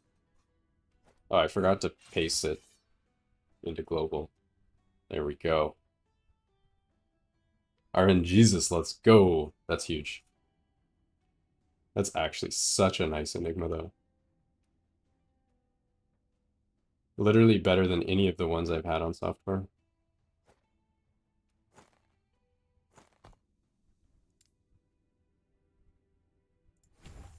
Beautiful. Beautiful Enigma. Alright, we are done farming Catalyst, because I don't think I'm ever going to get one better than that. It's just not happening. It is not happening.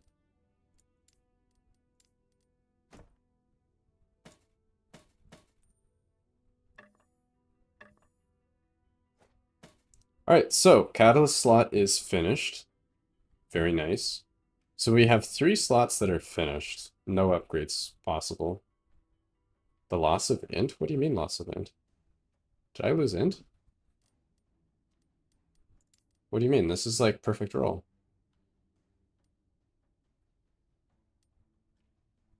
Yeah, this is like perfect int, perfect ward, perfect everything. It's literally just like a straight upgrade. More word per second, more spark chance, more, yeah, basically everything. This is like a huge DPS increase. We lose a bit of crit chance though, that's the only thing. Int on your Enigma? You can't slam int on Enigma. It's a catalyst. There's no int roll available.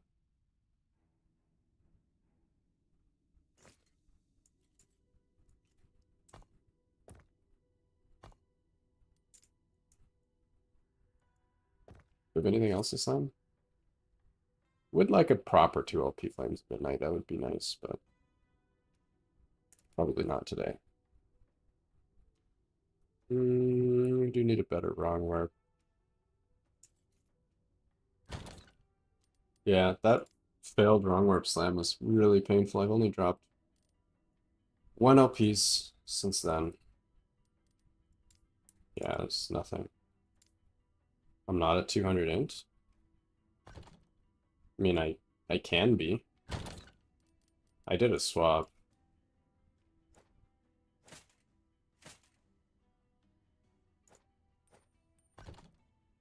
Wait, what am I missing?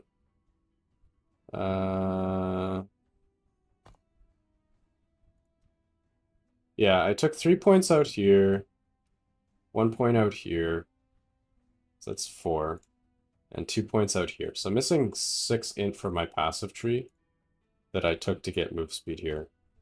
So we would be at 201 int. But I didn't need it, so I took it out and I got move speed instead. But yeah, that's... We took this out because we didn't need this. We took the int out because we didn't need that. And yeah, it's fine. Not really a big deal. Yeah. I could go for another red ring, but I think I prefer the flames for speed. Makes us pretty fast.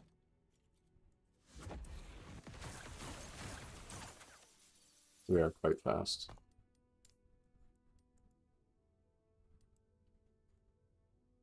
Yeah, I think we just need to keep farming, get a proper wand.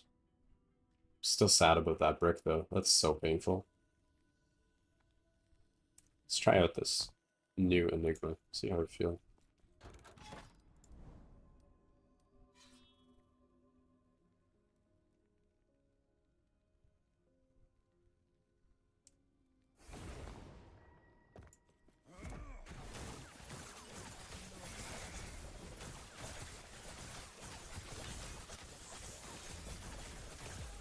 My damage might be lower without that spell crit. I'm not sure. Probably not. Actually, there's no way 80 crit multi is worse than 80 spell crit. Ooh, I'm taking some damage here.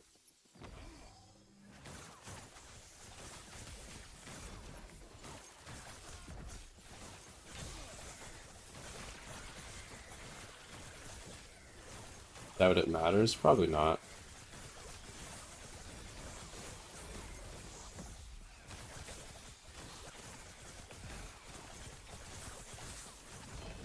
But if you're not optimizing correctly, then what's the point in optimizing, right? You might as well just not change gear at all.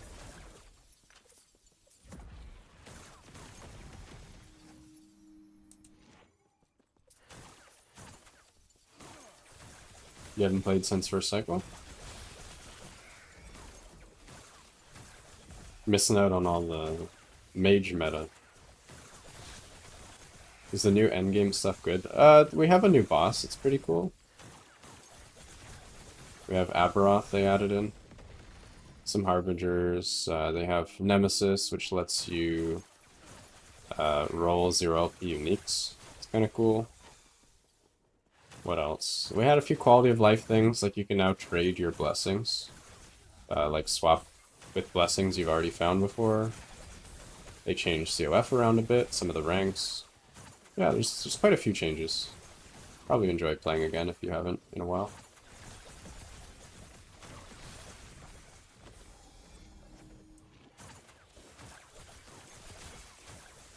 Mage meta? Yeah.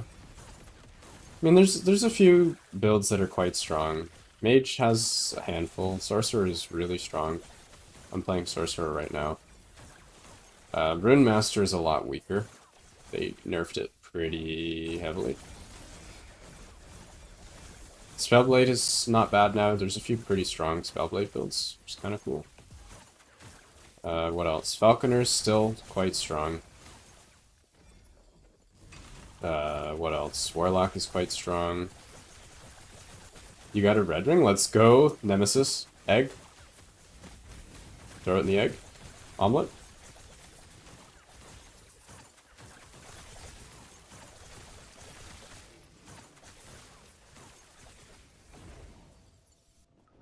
Yeah, congrats. That's huge.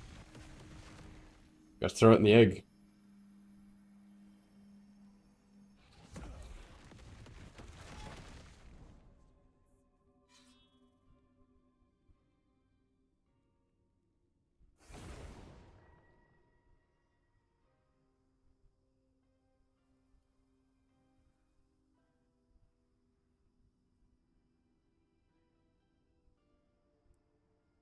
Any buffs?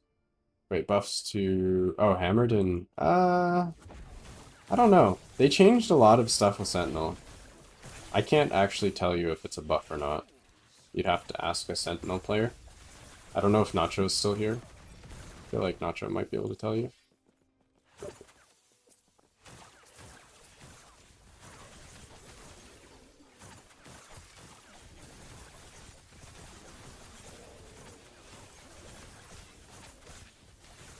Do you know if Hammerden is better than last cycle?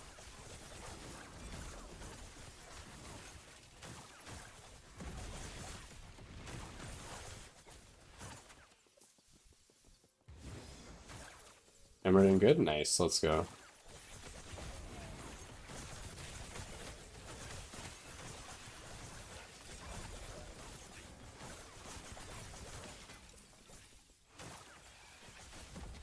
So as long as you don't play Void Knight, you'll have a good time. That's what I'm hearing.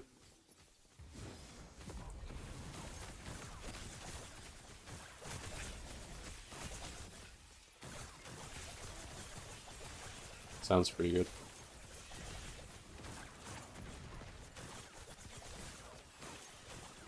You feel attacked? Oh no. Hey, I'm just the messenger.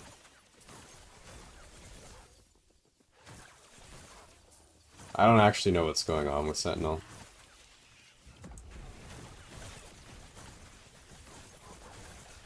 I just say what I hear.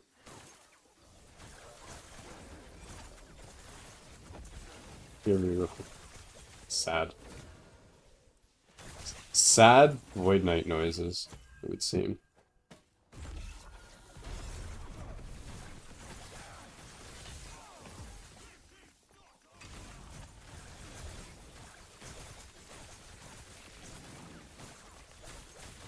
The HGC's two-hand is leveling? Why is two-hand leveling?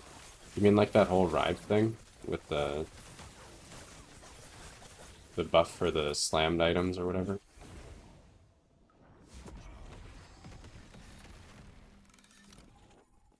Yes.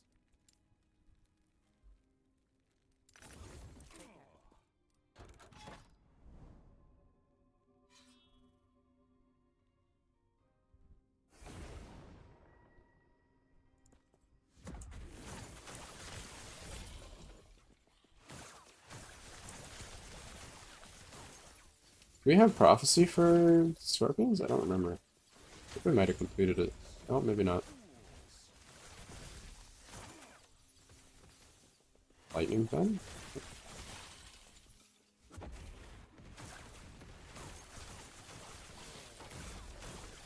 You got the sword. Sword catcher is really good though. Gives so much flat damage. And like all that other good stuff on it, plus melee levels. Feels like such a good item. I mean, at least as an outsider not playing melee builds, it looks really good to me.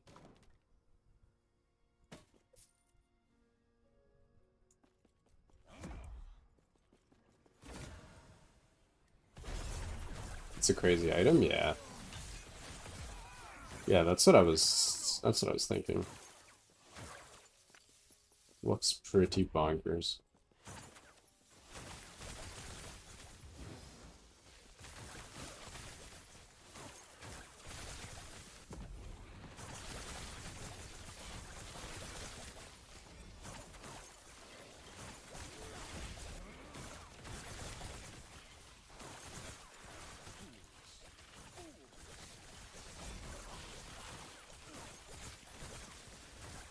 You get an extra 30% more damage? Yeah, that's pretty big.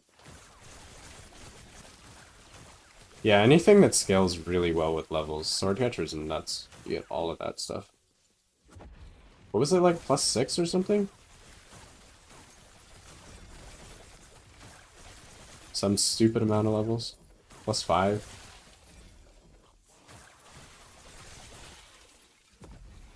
One to 6, yeah. Yeah, that's pretty crazy. 1 to 6 on weapon slot too. You can't normally get levels on weapon.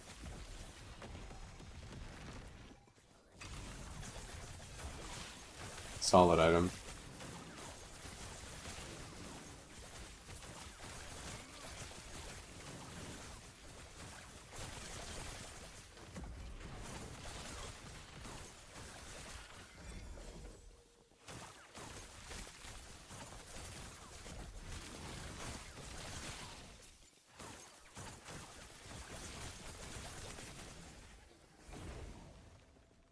If you have a wrong warp with -3, should you take spark artillery? Yeah, probably. Doesn't really matter, but yeah. Actually, hold on. Take spark artillery, you convert frostbite to shock. Yeah, that's fine. This will let you stack your shred, your lightning shred, and shock a bit quicker. And you'll also get a little bit more damage out of your Frostclaw from your lightning scaling, but it doesn't matter that much because most of your scaling is generic. It also helps if you have a bit of lightning pen, but I mean honestly, Frostclaw damage is basically nothing. So it's kind of up to you.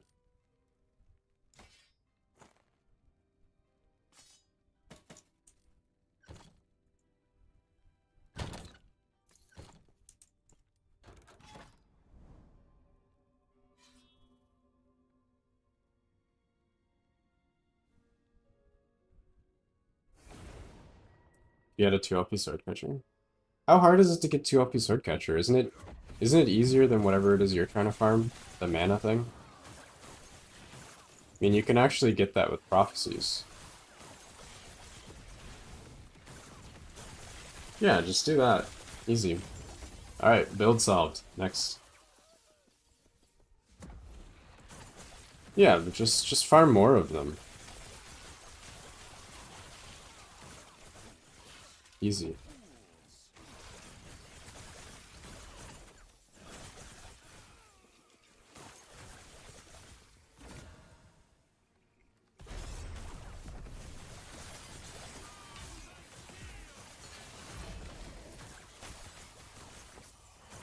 All you need is a +6, maybe a 3 LP, something like that, then you're good to go.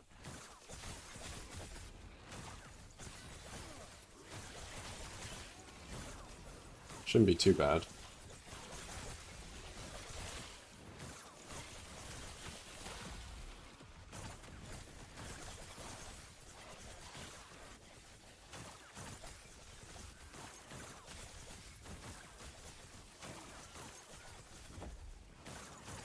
Just gotta farm some favor, you know?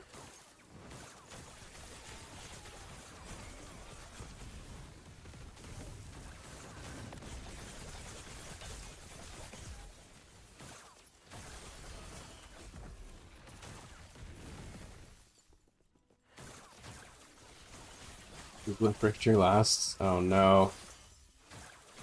Yeah, I feel that. I'm so sad about that wrong warp though. I'm still really sad about that.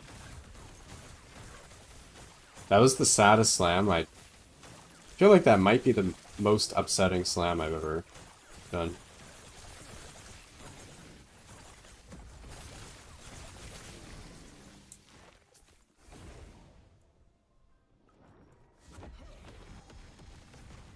Yeah, it's a logo moment. Yeah, I think it is. It is to that level. That's really, like, upsetting.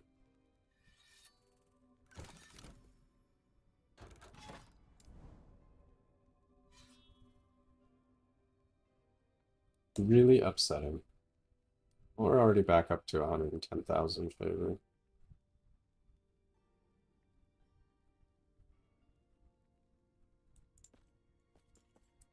What time is it anyway? Oh, it's almost 6. Wow. I didn't realize it was so late.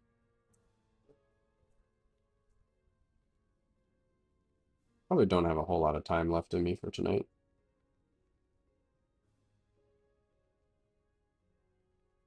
Probably try and do a couple more egg slams, see if we can get something good. I think I kind of have an idea of what I want my gear to look like. Min-maxed. We're getting somewhat close to that point.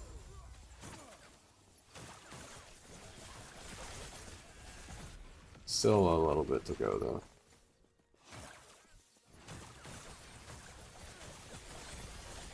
It's the 2 LPs, that's the struggle.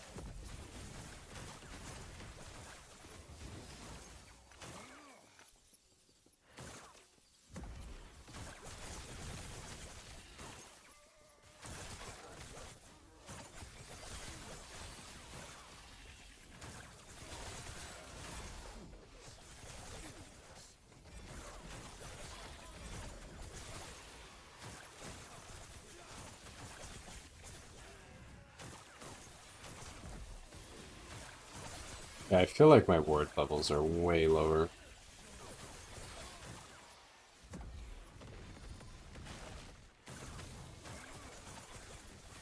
Something's wrong with the game, though. I'm, like, lagging.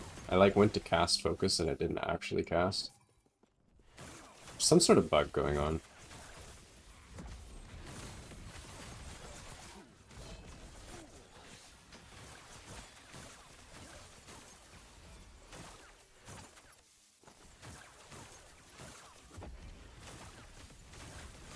How bad of an idea is to egg at 5 corruption? It's fine. As far as we know, egg is not affected by corruption. That's what EHG has said. There's some conspiracy theories that that's not the case, but I don't know.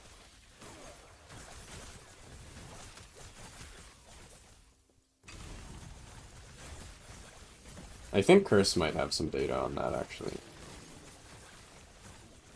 But with the self-select or self-record sample data, you never really know.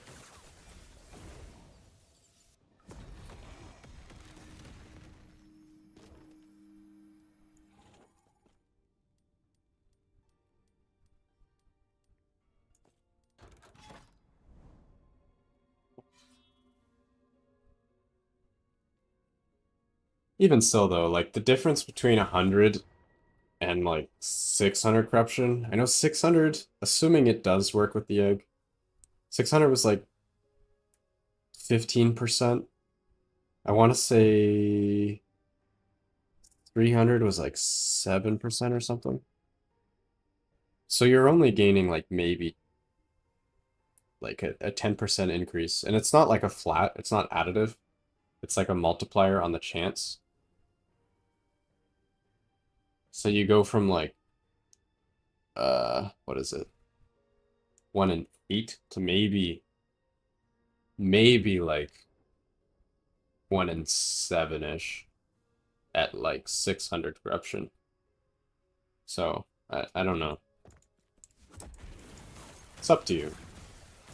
Yeah, Mike did state that, yeah. I know. But these statements are not always correct, so I know some people are doubting that. Ooh. I don't really have an opinion either way. I haven't been paying enough attention.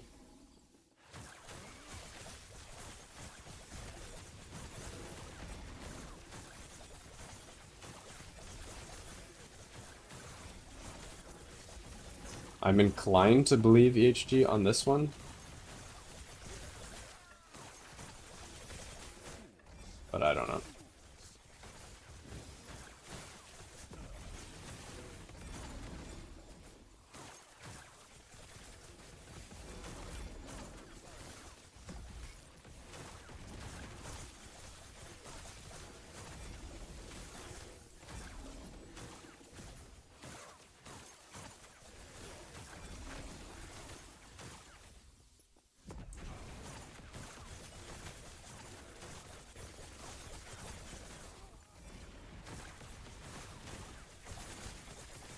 They also put the limit. Yeah, they did do that. That's true.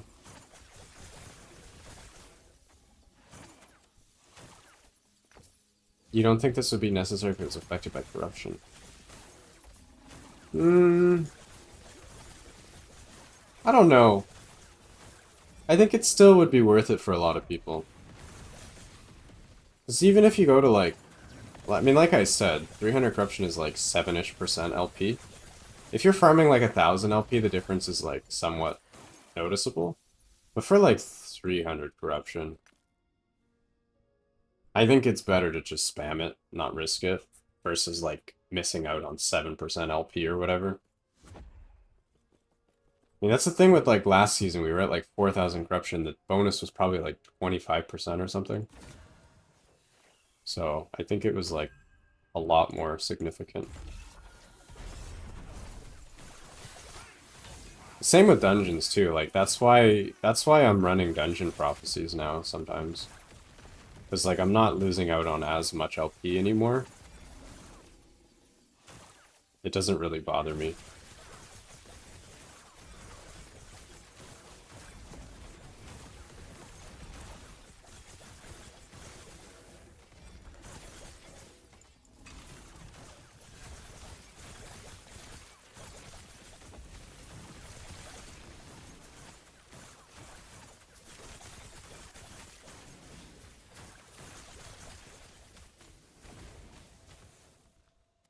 Alright. I think I might call it a day here. It's past 6. I need to do all the dinner and everything. Yeah, I think we'll call it a day. Let's do up a raid. You streaming, Nacho? Need to find up do up a raid.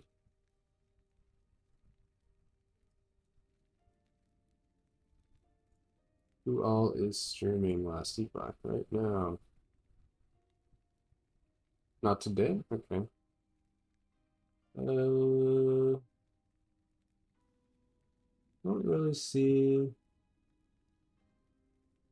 There's not really much going on. Void Knight, Shield Bash. Do you guys know anybody streaming? I'm not really familiar with anybody here. Let's see.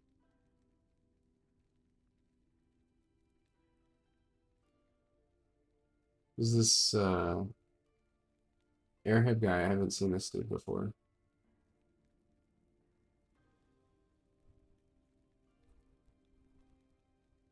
Sure. Let's give wait, is this guy even streaming last week? Yeah, he is. Alright. Let's give this guy a raid.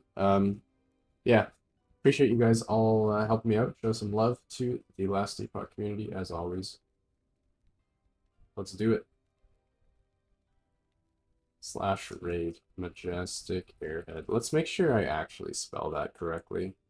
I've typoed names before doing a raid. I tried to raid Scourge before and I like misspelled it. And I did a raid on somebody who was like offline. I need to make sure I actually spelled the names correctly. Alright, there we go. I think we're good. Alright, let's do it. Thank you guys all for dropping in. Hope you all have a great night, and I'll catch you in the next one. Cheers.